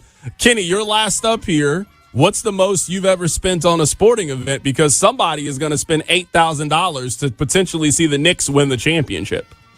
This is going to sound sad, but I don't know the answer to that question because the majority of sporting events I go to are White Sox games, and those aren't very expensive. Bill brought up a White Sox game, so I guess I will. I would say it would probably be the 2021 White Sox and Astros playoff game, Game 3, the only one they won in that series.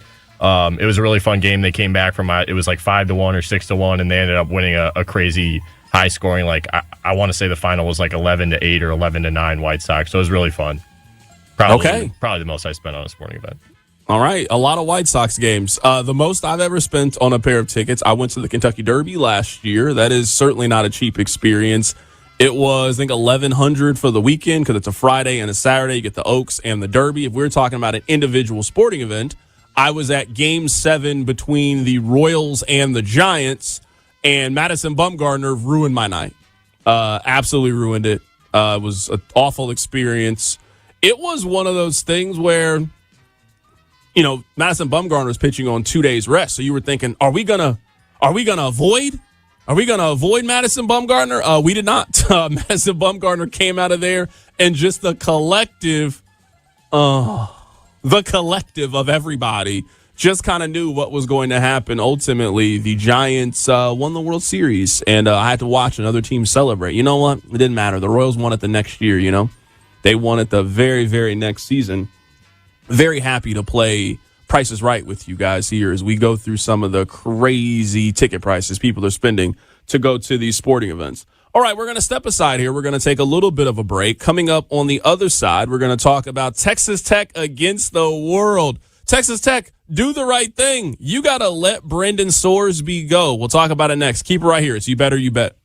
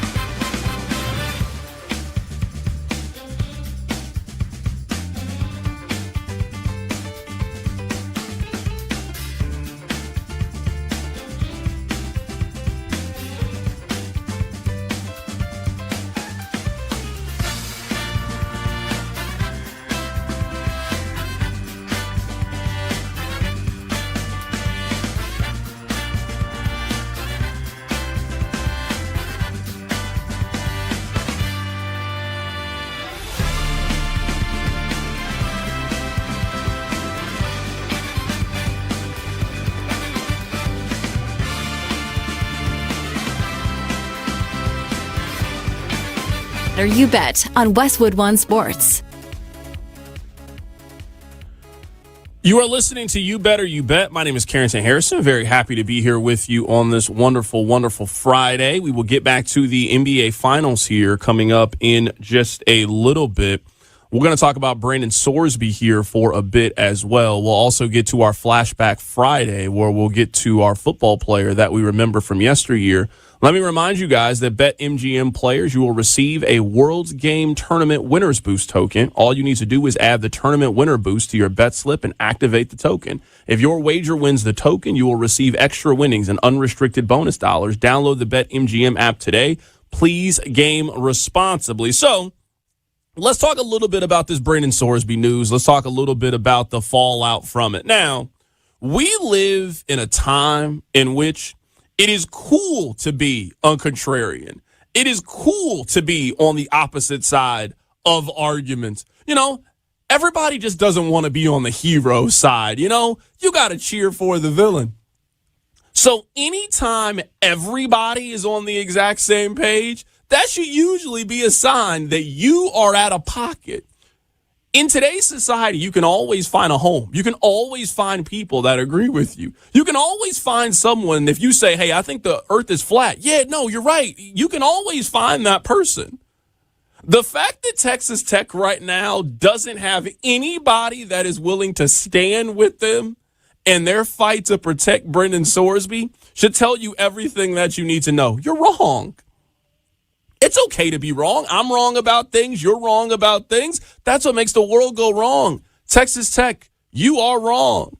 Now, I'm not saying this is right, but we allow athletes to get away with a lot of stuff. Me, myself included. So I'm not just pointing the finger at you. I'm pointing the finger at me. You could ride around with a pound of weed in the car. I don't think you should be suspended from the National Football League. You could do this thing. You could do that thing. You could be caught doing so many wild things as an athlete. And as long as you're really good for the most part, we'll justify it. This is not something that we can condone. This is not something that we can support. This is not something that we can stand in favor of. I am all for second chances. I am all for allowing Brandon Sorsby to be around the Texas Tech team and have the measure of support that I think he potentially needs. What I am not in favor of is him playing this season in college football. Everybody knows the one rule. You can go eat from any of the other trees in this garden. Do not eat from this one tree. If you go eat from the tree, you have to know that there is going to be a serious penalty. And not a serious penalty like you missed the game against Abilene Christian and Oregon State, but don't miss a single conference game. You're wrong. There's really no other way to put it. I want to play for you guys two cuts. The first cut I want to play from you, this is from the Texas Tech president, because usually this is what happens. For those of you that watch The Wire, you'll get this analogy. They're in the middle of war. And sometimes when you're in war, you got to fight on that lie. And right now, Texas Tech is fighting on that lie. Everybody is telling you that you are wrong. You can acknowledge that you are wrong, or you can continue to fight. They released a 20-minute Brandon Sorsby mixtape apology tape yesterday. It's nonsense what they're doing right now. Let me play for you what the Texas Tech president had to say about the NCAA gambling rules. Listen to this. Circumstances in their individual case, you see things differently. Now, we did ask the NCAA to consider modifying or changing their policies when we wrote that letter welcoming him back. But I think we have to recognize that the rules in place now were made long before there were millions of young people walking around with a legal gambling apparatus in their pocket, and that our consideration today needs to take into account the fact of medically diagnosed conditions and the circumstances in which they live. I wouldn't care if Brandon Sorsby had bet on college basketball. I wouldn't care if Brandon Sorsby bet on pro basketball. This is not a story to me about the frequency and number of bets. Everyone acknowledges that Brendan Sorsby had a clear gambling issue. He acknowledges that he had a gambling issue. If you were sitting in the stands of a baseball game and you are just betting on whether the next pitch is going to be a ball or strike, like we knew he was doing, you have a gambling problem. If you are sitting there and you are betting on random Chinese basketball games, like we knew Brendan Sorsby was, then you have a gambling problem. I am all for gambling responsibly and practicing it with the measure of responsibility. I am not for violating the one rule that we all know you cannot do. There's nothing wrong with alcohol, but we have determined if you are going to drink alcohol, you cannot get behind the wheel of a car and drive. Nobody is saying you can't have a glass of wine at dinner. Nobody is saying you can't have a beer and watch the game. But if you feel like you can't drive and you feel like you've had too much to drink, then give the keys to somebody else. So blaming the apps for this is nonsense. I don't even care. He was 18, 19 gambling on these things, and technically it's illegal. That's not the conversation. The conversation is you, as a member of the Indiana Hoosiers football team, placed wagers on the Indiana Hoosiers football team. I'd even be willing to listen if you only bet if they had won. He was betting unders. Come on now, what are we talking about? He was betting the unders on his team's points. He was betting the unders on yards his team quarterback would throw. You can't do that. We all know that's out of pocket. You could talk to any woman in the world. Why are you talking to your friend's wife? Why are you getting at your friend's girl? That's what we're mad at. We're not mad that we're mad because you know you can't talk to this specific person. There is one football team he knew he couldn't bet on. He bet on them multiple times. I'm sorry, you're out of here. You cannot play football anymore here. If you want to practice, if you want to be on the scout team, if you still need the structure of college because you don't want to go to the pros, I'm open to that possibility. But you playing week 3 against Houston is wrong. It is wrong on every single level. I want to play for you now what the AD had to say. This is the athletic director at Texas Tech. They have just determined they are going to excuse this thing and they are going to fight this thing. You can usually tell when somebody isn't used to winning. You can usually tell when a man feels like he has a woman that is outside of his league because he will let that woman treat him any kind of way. And you're like, bro, have some dignity for yourself. I mean, I know she's cute. Oh, man, I just can't find anybody like her. You can tell Texas Tech is not a team that's used to winning. You can tell historically they are not a good team because the way that they are carrying on right now for Brendan Sorsby so they could potentially be good this year and potentially be better than Texas and go to it's nonsense is what they're doing. That's what it is. It's absolute nonsense. Let me play for you what the athletic director had to say. Listen to his logic. Integrity of the game is sacred.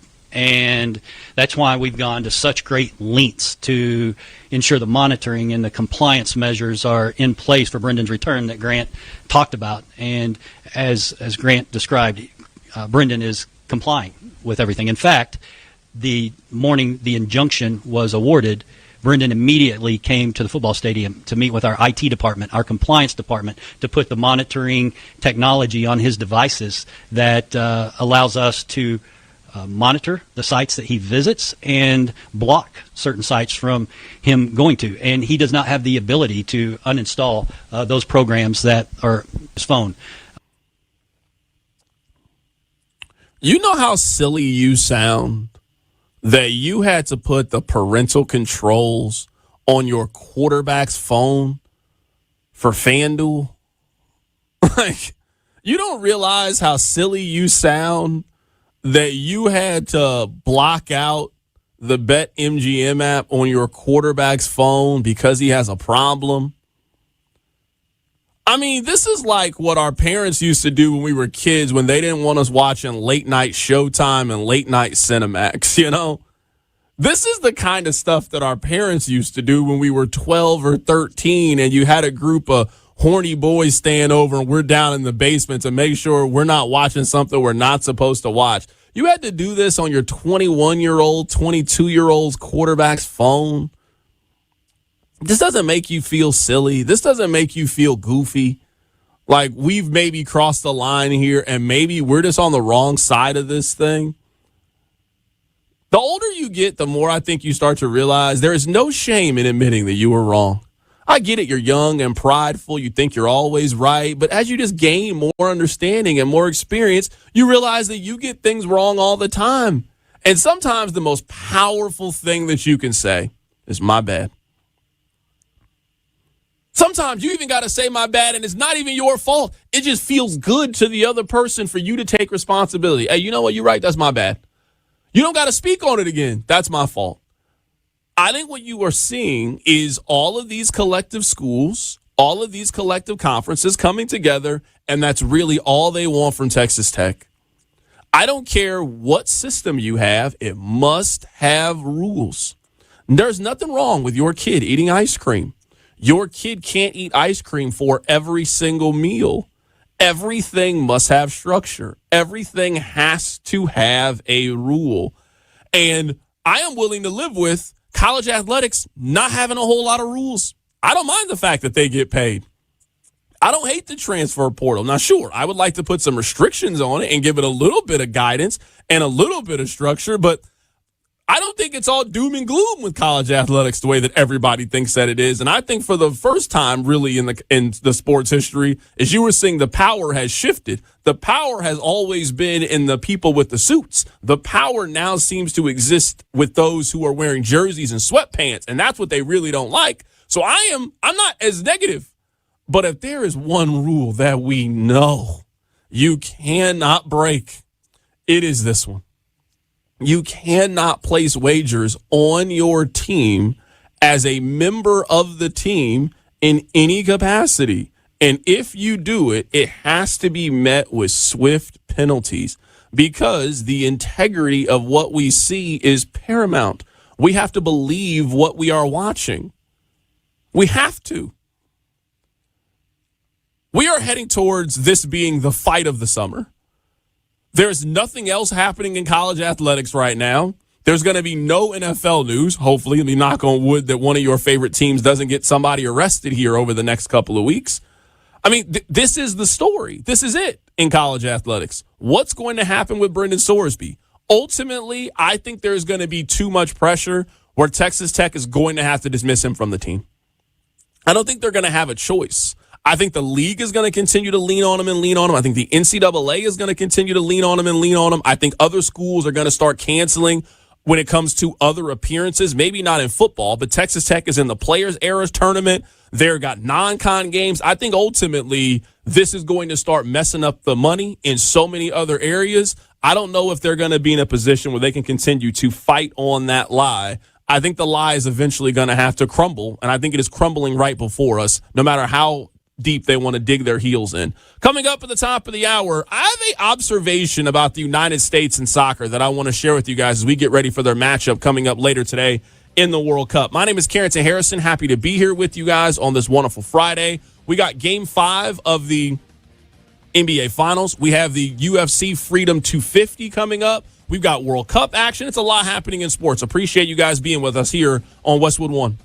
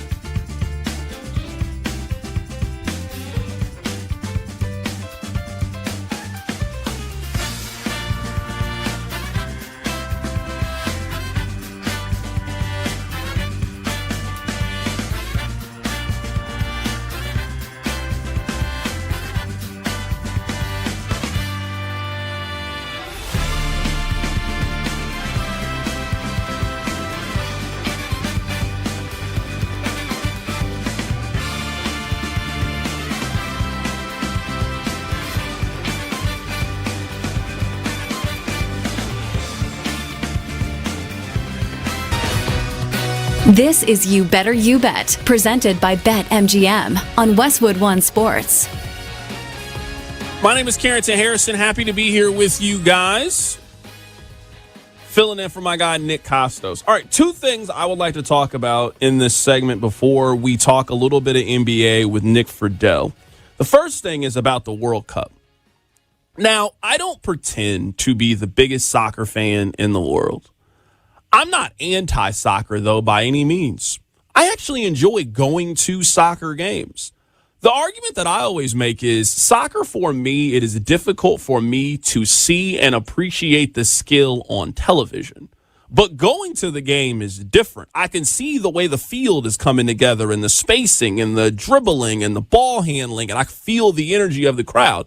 I enjoy going to soccer games, but watching it on television, usually not really for me. But I am excited about this World Cup. I got tickets to go to a World Cup game. It's coming to my hometown. I probably will go to maybe 2 or 3 of the games that are in my hometown. So I am paying attention to the World Cup. I watched the World Cup yesterday. I also watched the Love Island afterwards. But you know what? I watched a little bit of the World Cup yesterday. I was proud of myself. I'm locked into this thing. One thing that I have been trying to figure out for quite some time is the relationship between the United States and its men's soccer team. And honestly, over the course of this week, I think I've figured it out. Maybe you were listening earlier, maybe you weren't. But I believe that everybody cheers for Mizzou. I cheer for Mizzou. Never won a championship, but they've gotten close before. And that feeling is what brings you back. The hope that one day they will be able to stand at the top of the mountain is what keeps your fandom alive. A major reason of why I think America responds to the men's national team in soccer different than all of the other sports is because it is the only sport in which we feel like we are underdogs to everybody else. It is the only sport in which we do not go into it with the thought process of we are Americans, therefore we are better than you at it. Now, there's other sports and other countries that we think are equal or on our level and we are excited to see. But when it comes to soccer, it is like everybody acknowledges, oh, we don't send our best athletes over there. Oh, this is you guys' game. Oh, we're the underdog in this one. And we love to put that red, white, and blue on and to scream America and the hope that we can beat you at your game. We already beat you in our game. We're better than you at basketball. We have football and you don't have football. But Americans expect to go to the Olympics and dominate.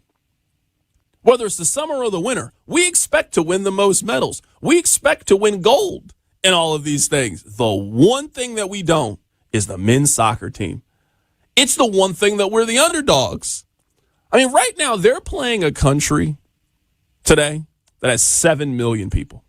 Think about how many people live in the United States. We are playing a country later today that has 7 million people.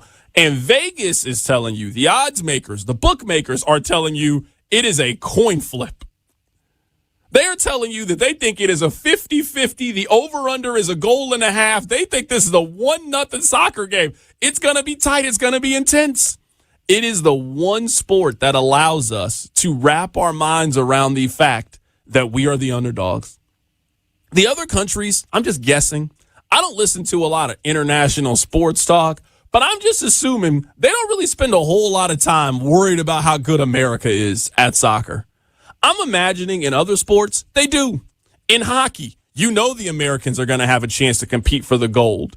In almost every other league, the best version of it is here in our country. If you are a phenomenal hockey player, you eventually have to come to America to show it. If you are the best baseball player in the world, eventually you have to come to America to show that you are the best at it. Basketball, whatever it is.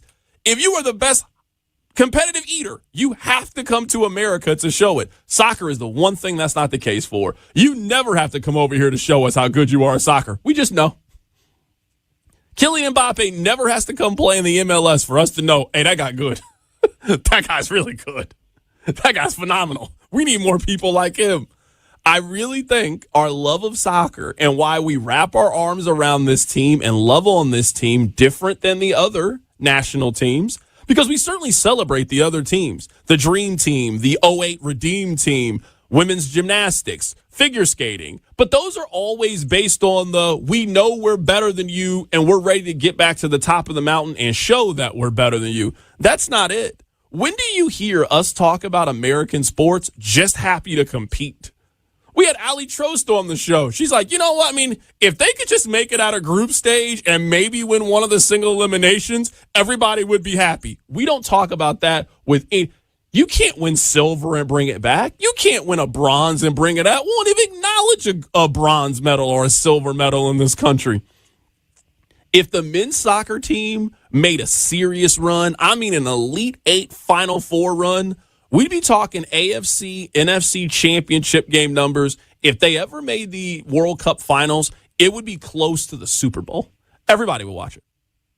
It'd be the United States going up against Brazil. It'd be the United States going up against Argentina or France or one of those kind of countries. It would be the United States, this team that nobody believed in, nobody picked, going up against the world's game. We even call it something different than everybody else calls it. They got their name for it. We're like, hold on.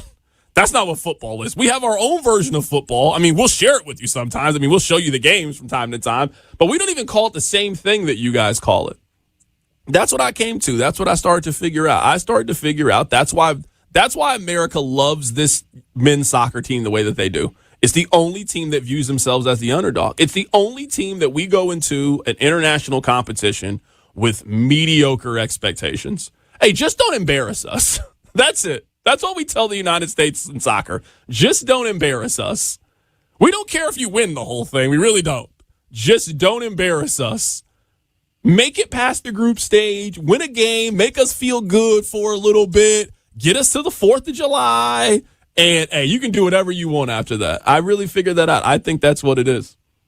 Why don't we just keep with the America theme here? Now, in the same way that I told you I'm not the biggest soccer fan in the world, I'm not the biggest UFC fan. Now, I love boxing. I'm a big boxing person.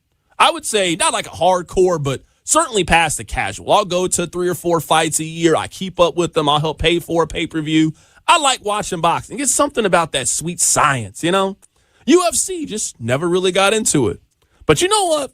You can always sign me up for 2 people fighting. I don't really need to know a whole lot about it, but if you tell me, hey, these 2 people are about to fight, I'll turn it on. I'll watch it. I'll give it a chance. Now, I'm here to tell you I don't know anything about this UFC card that's coming up this weekend. I've very little knowledge about it other than it is at the White House and it is on Paramount Plus, and I have Paramount Plus. That's really all I needed to know. I didn't really need too much more information about this other than I don't have to pay anything extra and they fighting. I was like, okay, sign me up.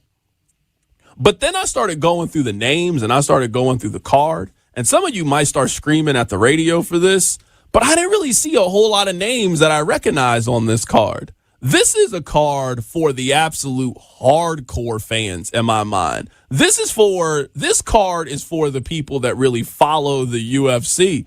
I don't know any of these people. This event to me seems far more about where it is than who is participating in it. I'm more interested in a couple of weeks with the return of Conor McGregor than I'm interested in this card coming up on Sunday night.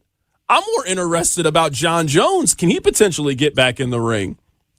Can we get one of those kind of fights? This is the card for the absolute hardcore and the diehards. Because I'm sure this is a really good card. If you're really into UFC, I'm sure they put together a really, really good card. The spectacle of where it is, it's going to be on Paramount Plus. I expect it to do a pretty good number. They got me interested. I plan on watching it. I got a little bit of World Cup. We got the finals, a lot of stuff going on right now. I'm happy to turn it on and watch them fight. But then I saw the card and I started thinking, I don't know who this man is. At this point in the UFC, in my opinion, they need a star. They need a Ronda Rousey. They need a John Jones. They need a Conor McGregor. They need that person that will draw in the casuals. They need a Victor Wembanyama.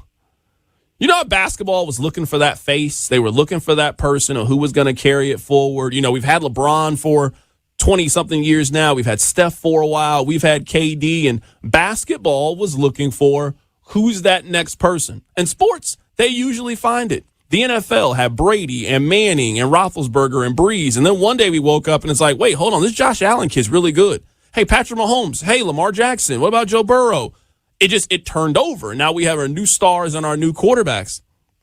I don't know if UFC has that right now. And again, I'm saying that as a casual because the names on this card, there is nothing that gets me excited. The only thing that gets me excited is that it is on Paramount Plus and they are fighting in a cool location that I'm curious to see what it looks like. I'm interested in the spectacle of it. I'm more interested in the location, not the fighters for this. That is the selling point to me. They've been talking about this thing now for 2-3 years of doing this event, and we are a couple days away from it. They're going to fight right in front of the most famous house in America. Big spectacle. What does it look like? So I can't wait to watch it. I can't wait to check it out. I'm going to have it on. I'm going to have the World Cup on. I'm going to have the UFC Freedom 250 on. But I'm here to tell you, if you're a casual like me with this UFC card, you don't know these people.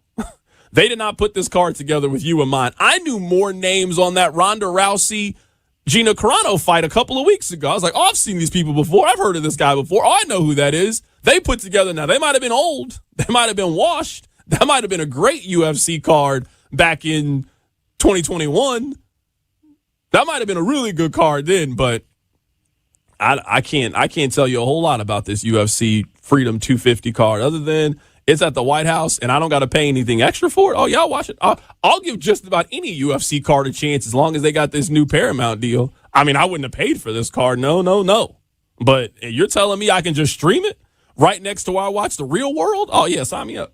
I'll watch that fight. I got no problem with that fight.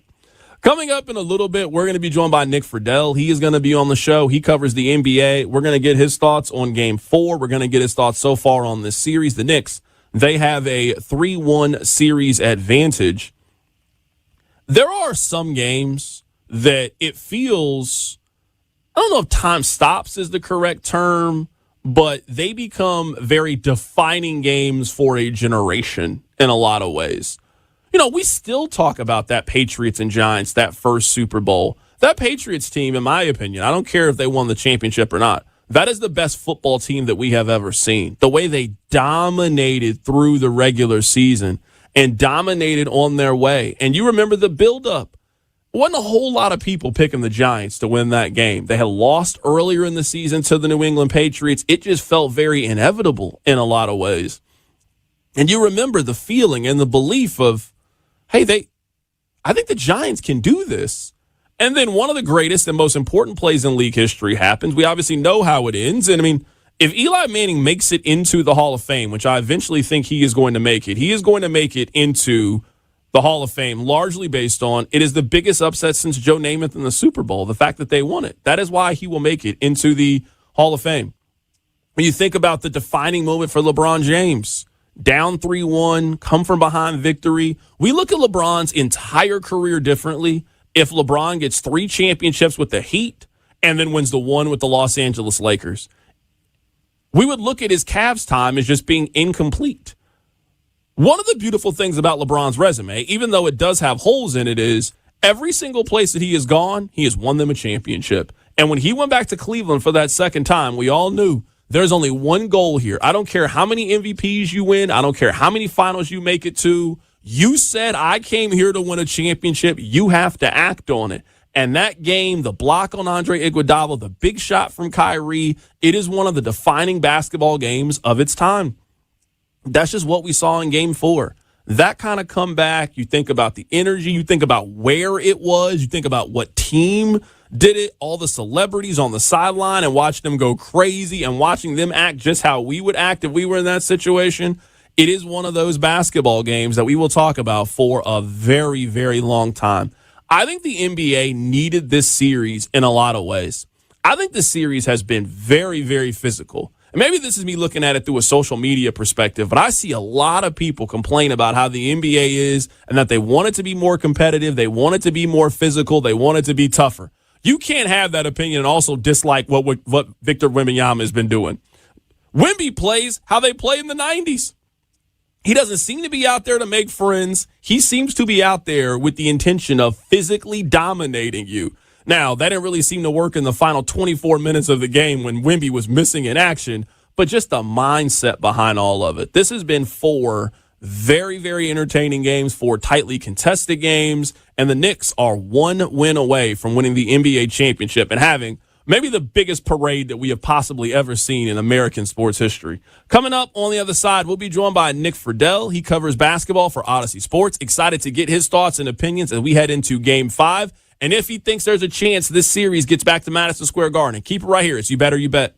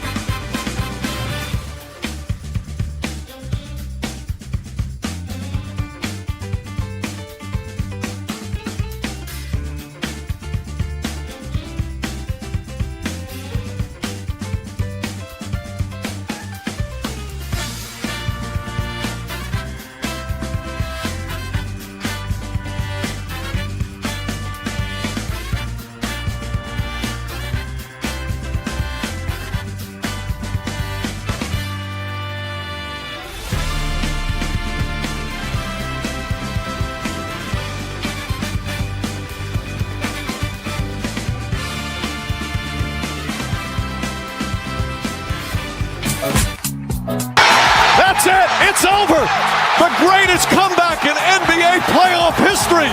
The Knicks pull off the miracle comeback and lead it 3-1.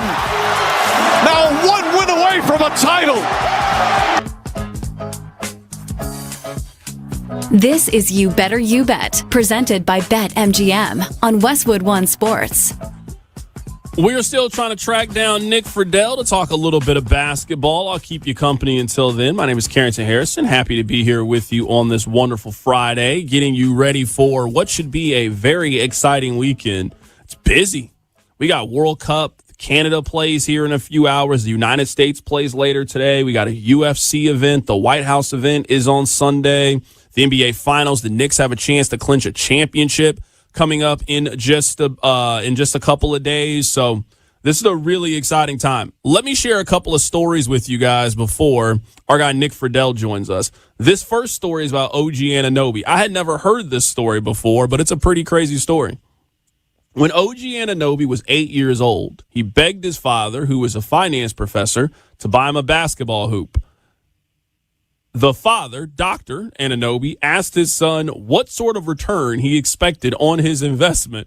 OG told his father, if you buy it, I'll make sure that I practice every single day. He practiced every single day. It worked out. It worked out for OG Anunoby. He started playing basketball competitively pretty late in the process. I followed his career for a while. He's from Jefferson City, Missouri. He should have went to Mizzou. That's another story for another day, but that's the OG Anunoby story. So he was 8 years old. He asked his parents for a basketball goal. They got him a basketball goal, and he made basketball work for him. I still can't wrap my mind around that the San Antonio Spurs had 0 points in the paint in the third quarter of a game. Like, just really wrap your mind around that in an NBA game. They did not make a single basket inside the painted area. The painted area is a pretty big space, you know? They didn't hit one little mid-range jumper. They couldn't get a dunk. They couldn't do any of those things. How do you go an entire quarter without scoring in the paint? It's the first team in this postseason to be able to do it, and you got a guy that's 7'4" on your team. You're telling me that Mitch Johnson at no point in the third quarter couldn't draw up a little screen and roll, little lob action to get Wemby at the rim? How do you go an entire third quarter and don't get a single shot in the paint? When you get a chance, take a look at San Antonio's shot chart in the first half and the second half. It's two completely different teams. The last point I want to make here before we have Nick Friedel join us on the show, somebody should do an E60 on forgotten sports moments. Because there's certain sports moments. Like, for example, in that 28-3 Super Bowl between the Falcons and the Patriots, Julio Jones makes one of the most incredible catches I've ever seen on the sideline, but everybody only remembers the Julian Edelman catch. That's a little bit better catch. Marcus Page hits that shot right before Chris Jenkins in the Villanova game. Marcus Page would have hit one of the greatest shots we've ever seen in college basketball history, but it doesn't matter anymore. If the Knicks had lost that game, that Josh Hart moment would have been, Josh Hart would have been defined by that for the rest of his life. The same way that you talk about Nick Anderson, you can't talk about Nick Anderson and not mention that he misses those free throws. That's how we would talk about Josh Hart if they had lost that basketball game. You had a point blank, dunk it, lay it off the rim, do something. You can't miss the layup in that spot. He also then misses the box out then later.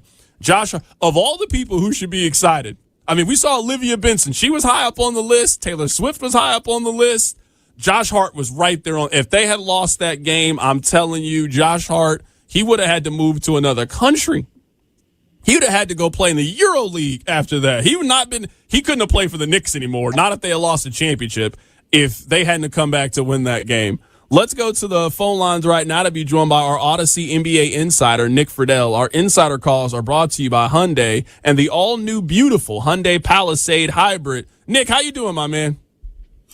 I'm doing great, aside from the fact that you had to mention Nick Anderson there, because as a native of Orlando, Florida, who was lucky enough to watch that in person, he was my favorite player growing up. and I hated that Nick was the one that missed those free throws. But I can't argue about a thing you said because Josh Hart, for the second he missed that shot, Carrington, he was checked out because he knew what had just happened. He knew that was going to define him. And that's why, truly, like he said, I really want to thank OG Anunoby after the game. He meant it. Like, he knew what was on the line.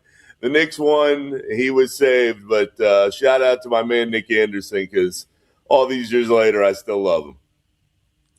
So, Nick, let's start with this because I'm curious to get your answer to this. I usually hate this kind of question, but when you blow a 29-point lead, I have to ask this question. Do you think that Game 4 was more about the Knicks coming back and winning that game, or do you think it was about the Spurs having one of the most epic collapses we've seen in NBA playoff history? To me, it's definitely the Spurs. Because when you blow that type of lead and there are so many different mistakes, that has to go first. I mean, everybody's sitting there going, "Oh, you can't give the Knicks enough credit. They didn't give up and they made it happen, and all these guys hit shots, all well and good." But the truest point that I have seen through time, and we certainly haven't seen it in the finals, but I have seen some epic meltdowns in the second half of a game, is when you lose like that, the other team, the team that has the lead, they have to help you. And you laid it out there really well in the beginning. But when you're missing three after three after three, and you're not going to the rim, and you're not getting Wemby involved the way you can, you get what you get. And so the answer to that question to me is very simple. The Knicks deserve credit in that they didn't just roll over and say, "All right, we'll see you in Game 5." But it's on the Spurs. They had that game. It could have been over 10 different ways. They allowed the Knicks to hang around, and they allowed them to hang around because of the choices they were making on the floor. Right now, we're talking to Nick Friedel, our Odyssey NBA insider, getting a closer look at Game 4 of Game 5 of the NBA Finals in all of this. I think the Knicks are going to win the championship. I felt that after Game 1. But what I will say about this is I think the Spurs are going to get this back to Madison Square Garden. And you and I both know, Knicks fan, that energy, that building gets a little bit nervous. It gets tight. If I'm the Knicks, I'm trying to end this thing right now. The reason I give the Spurs a chance, and I'm curious to get your thoughts on this, is we saw San Antonio get down 3-2 against the Oklahoma City Thunder. I thought they were done. They fought back to win that one. They won Game 7 on the road. They were down 0-2 in this one. Game 3 was the most anticipated basketball game in a decade. They went in there and won. They dominated this last game for the first 36 minutes of the game or so. If there is anything we know is that San Antonio is not going to back down. They're going to be at home. They're probably going to get the favorable whistle in Game 5. I actually think this series is going back to MSG. I do too. And if you were going to throw a couple bucks down, Carrington, I don't think it's the worst idea in the world to throw it all the way on San Antonio, because I'm with you in what you're saying. I feel like it's going to go back to New York no matter what. I think the Spurs can at least get Game 5 and extend the series. Game 6, all the pressure in the world is going to be on the Knicks to close it down, because everybody's going to have the same thought. Oh, man, they better do it tonight. They better do it tonight. And let's take it a step further and say the Spurs, in a lot of ways, should probably be up 3-1 in this series. The end of Game 2, Wemby has a meltdown, and you're going, why did he throw that ball off his teammate? The Knicks get the ball, and they close that thing out. Game 3, the Spurs won.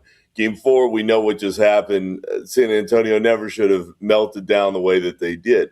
So if you're looking for value in what's going on, I would say, hey, if you really believe in Wemby, because he's going to have to be the guy that delivers and makes it all happen, then why not say they can still win the series? Because I think they're going to be so upset and they're going to be so motivated to at least get it to Game 6 that if you get it to Game 6 and you go back into the place where you just had the worst collapse that we've ever seen in a big game, at least in the NBA, you have a chance to exercise everything that's gone on. So I think the Knicks better do it as fast as they possibly can. The one thing I would say about tomorrow, at least in Game 5, Carrington, that place is going to be crazy with Knicks fans because they're all going to think, I better get down there. I better watch it happen for myself. I feel like it's going to be like in Rounders when everybody meets up in Atlantic City for the weekend. Like, all right, it's going to be crawling with people from New York or Knicks fans that think it can be over. But it would behoove the Knicks to make it happen because if they allow San Antonio to hang in there, they could have some big problems. Nick, the thing that I've tried to keep in mind with all of this is the Spurs are a young team. And I think the Spurs have had so much success so early that it's made us kind of forget, hey, man, like Dylan Harper was in college last year. Like he's supposed to be a sophomore. Stephon Castle's supposed to be a junior in college. Like I think it's made us forget that. And that's why, at least to me, that's what makes the De'Aaron Fox and how he's played so much more confusing is you have De'Aaron Fox because of his experience, because he's the old guy, because he's supposed to be the veteran. He's playing like Carter Bryant. He's playing like the guy that hasn't had a lot of experience in the NBA. That's what's been so frustrating about De'Aaron Fox. I couldn't agree with you more.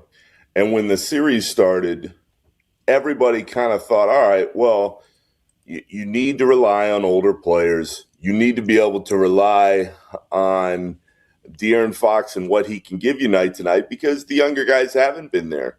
But when you watch Fox in this series, it's a reminder that he hasn't played a lot of big games either. And I mean, the Sacramento jokes can write themselves and you go, well, the Kings didn't have a lot of moments, but they did have that little moment in time with Mike Brown, and they did have those times where you're like, all right, they understand kind of what's going on. I did not expect De'Aaron Fox to have the kind of mental lapses that he's had. And you can point back to the not taking the ball back out, dribbling a few more seconds off the clock at the end of regulation. But Carrington, when you watch him in this series, especially in the second half of Game 4, you're like, what are you doing? He's taking bad shots. He's forcing shots. He's not providing that veteran calming influence that you would expect somebody of his caliber to do. So I am very curious. And, we started talking about Nick Anderson. It impacted Nick the rest of that series. And I remember watching it as a little kid. I'm curious, specific to watch De'Aaron Fox moving along in this moment, because he has a chance to change what people are already saying about him. But is it within him right now to do that, given how poorly he's played throughout most of this series? Right now, we're talking to our Odyssey Sports NBA insider, Nick Friedel, joining us on the show. Nick, if you had a vote, maybe you do have a vote, who would be your finals MVP right now? I don't have a vote, but if it were me, given what we've seen through 4 games, I'd give it to OG Anunoby. I think he has been so solid throughout the majority of the series. We know what he did at the end of Game 4. He was really, really good in Game 3. Carrington, I think there will be a push because of the narrative that comes with those kind of awards, that if Jalen Brunson has a big Game 5 and the Knicks win, everybody might lean that way. If it were me, though, and OG has another really good game, it would be tough not to vote for him in that award. Yeah, I just think certainly the lasting image of this is going to be the OG Anunoby tip-in. And Brunson hasn't necessarily played well from a numbers perspective, but you can just see the amount of defensive interest that the Spurs are putting at him. They're doubling him. They're trying to get the ball out of his hands.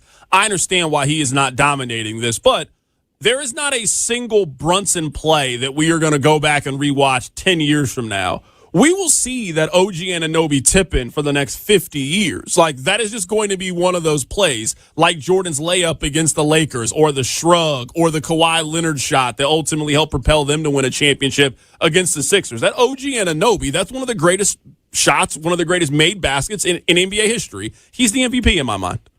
I agree with you, and I'd always remember this, and it's usually more with the regular season MVP, but when you have a series that is this high profile, it's something to at least keep in mind.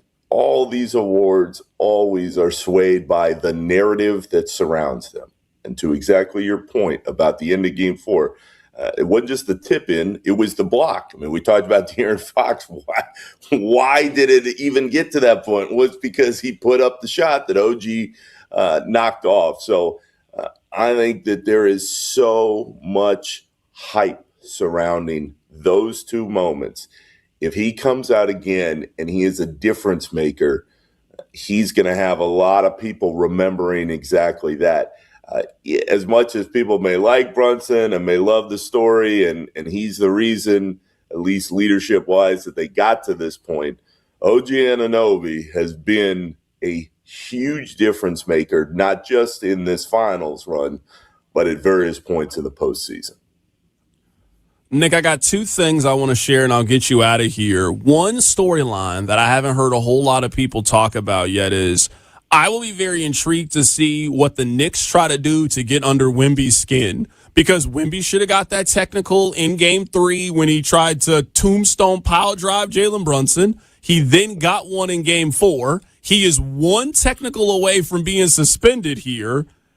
Like, if I'm Mitchell Robinson and we've been kind of going back and forth and we're having those moments, like, I'm trying to get under Wemby's skin, get him to throw an elbow, get him to do something. Now, the NBA, I don't think they are going to try to get him to that point. They obviously need him in this series. But I thought that the Knicks at times in Game 4, they let the officiating and Wemby get in their head too much. Like, they were just trying to get their lick back. I will be very curious in this game how they respond to Wemby, knowing that one bad decision from Wemby ultimately can end this series. It is a really good point, but Carrington, what I'd remind everybody is it better be so egregious, whatever Wemby does, that people are sitting there going, yeah, you got to call it. Because also, as you well know, and I think I'm looking at it this way because I've watched the Draymond experience for so long, when you get to that edge, Draymond, in this case, is usually very good at, hey, I'm right there. I know what happens if I go across it. If you get there and you make some kind of move and it's kind of a questionable elbow and not everybody's like, oh, yeah, that has to happen, then the league can come in and say, we rescind the point and the suspension's not there. So I think the Knicks would be very wise to try and knock him off his game. They tried it clearly in Game 1. It didn't work. They just played a hell of a lot better, in Game 4, and it just didn't happen. But they made everything go in that second half. I would guess early in Game 5, they are going to do everything they can to get under his skin to make him do something that he doesn't want to do. But it would have to be so far over the line that there's no question in anybody's mind what the NBA is going to have to do because of it. Nick, I'll get you out of here real quick. What do the Knicks need to do to win this series? What do the Spurs need to do to extend this series? Let's start with the Spurs, because we just talked about the key, and the key to me is you have to get Wemby involved offensively early and maintain that consistency throughout. Carrington, you mentioned it at the top of the segment. When you have a guy who is that talented and can be that much of a difference maker, and he just disappears, or you keep allowing him to shoot three-pointers, that's not going to do it. The Spurs are at their best when they get him the ball and he can either kick it out or he can force the action, especially offensively. I would look to him to have a big game tomorrow and get everybody else feeling more confident. If you're the Knicks and you want to close this thing down, it's a name that we have not mentioned yet today, but I think he would be huge as far as not just slowing Wemby down, but giving the Knicks a different offensive push, and it's Karl Anthony Towns. He was really good in games 1 and 2. He's been a difference maker for this team at various points in the playoffs. Now is his time to shine. He knows that he has the talent within him to help carry them across the line. If he can help take that pressure off Brunson and OG Anunoby hits a few more threes and plays defense, there's a real chance that this thing ends tomorrow night and the Knicks finally, again, have won another title.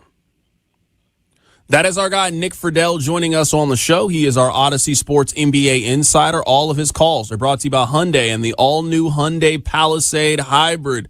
Nick, hopefully you and I don't talk again, because if we don't talk again, that means the Knicks win the championship. At this point, we're already here. I want the Knicks to go ahead and win Game 5, have their championship parade on Tuesday or Wednesday. That is in everybody's best interest, man. That is, because I tell you one thing, Nick, what I don't want is, I don't want Spurs fans going back to New York and either they got to leave the stadium after a win or they got to leave after a loss. That is not safe for anybody. That is Nick Friedel joining us on the show. Appreciate it, Nick. It's good to be with you either way, and I look forward to seeing how this shakes out, because if the Knicks don't close it down in Game 5, they're going to leave themselves a lot of headaches coming next week. Absolutely. That is Nick Friedel joining us on the show today. We're going to wrap up Flashback Friday here coming up. Keep it right here. It's You Better You Bet.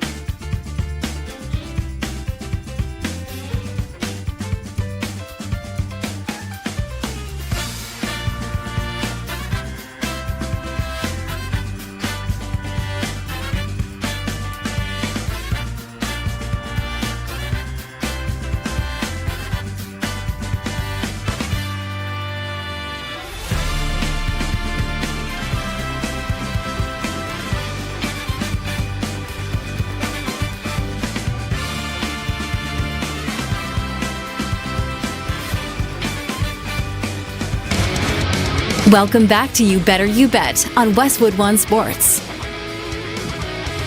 I am excited to wrap up today's show with the Flashback Friday, but first, let me tell you, the BetMGM players, you will receive a World's Game Tournament Winner Boost token. All you need to do is add the Tournament Winner Boost to your bet slip and achieve the token. If your wager wins with the token, you will receive extra winnings and unrestricted bonus dollars. Download the BetMGM today. Please game responsibly. So earlier, we gave you a forgotten NBA baller from back in the day. You know what? Now it's time to give you a forgotten NFL player. We've been talking a lot about running backs.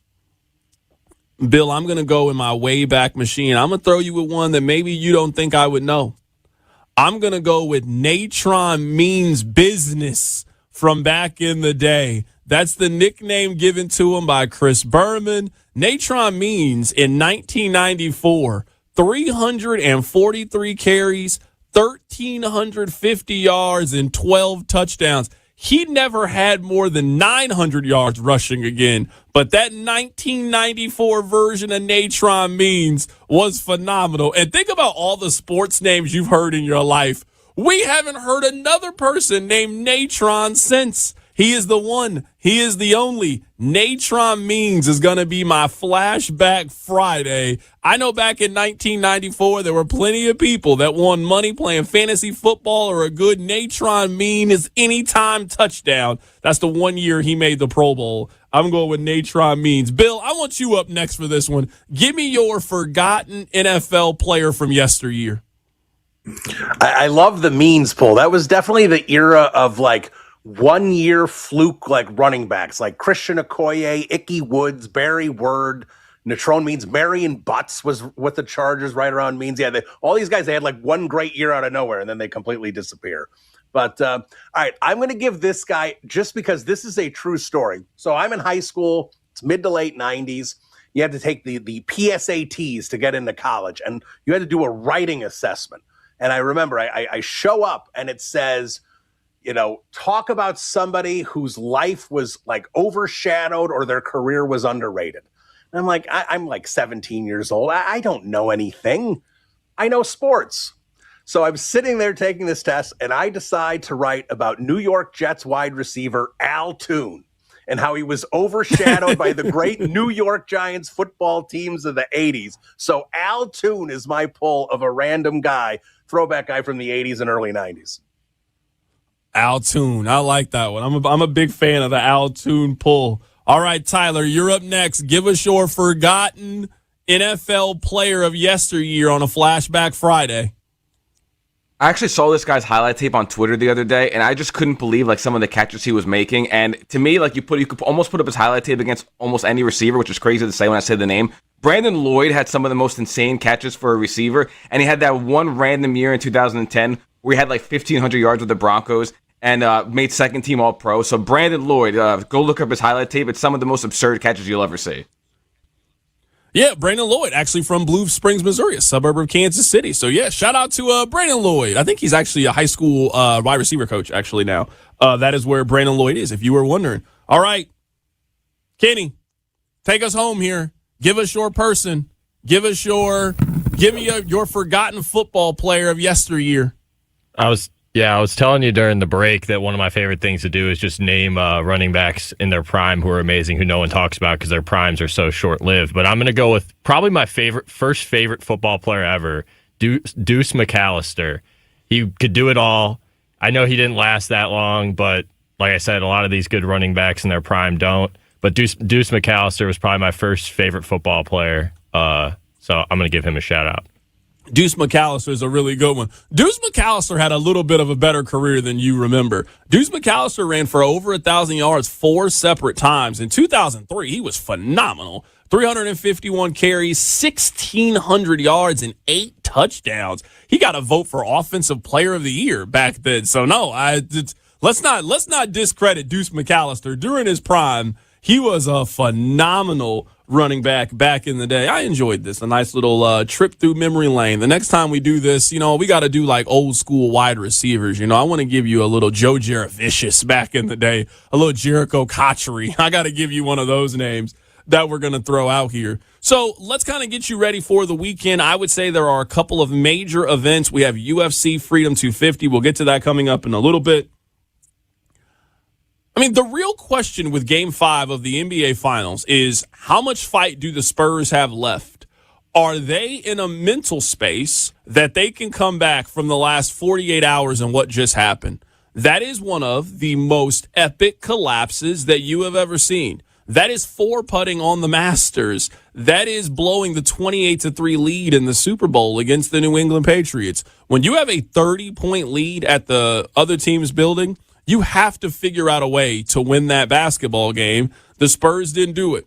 What are the Spurs going to do? How are they going to respond? That is the big question in this. And I don't think they can have the advantage. But if they can get this series back to New York City and put some of the pressure back on the New York Knicks, that can change the course of this series. The United States, it's simple. You got to figure out a way to get out of this group stage. They have made it as easy as they ever can. It went from 32 teams to now 48 teams. Nobody is saying you got to win the World Cup championship, but you got to figure out a way to get out of this group stage and potentially win one in the knockout round. We have been told about this golden generation for quite some time now. That golden generation, it is time to cash in on some of that, and you guys need to have success in all of this thing. And I just want the weather to hold up for this UFC Freedom event. That's all I want. I just want the weather to hold up for the most part. It was raining earlier today. They're doing it outside. They're talking about the gnats and the bees and all that kind of stuff. I just want the weather to hold up for this event.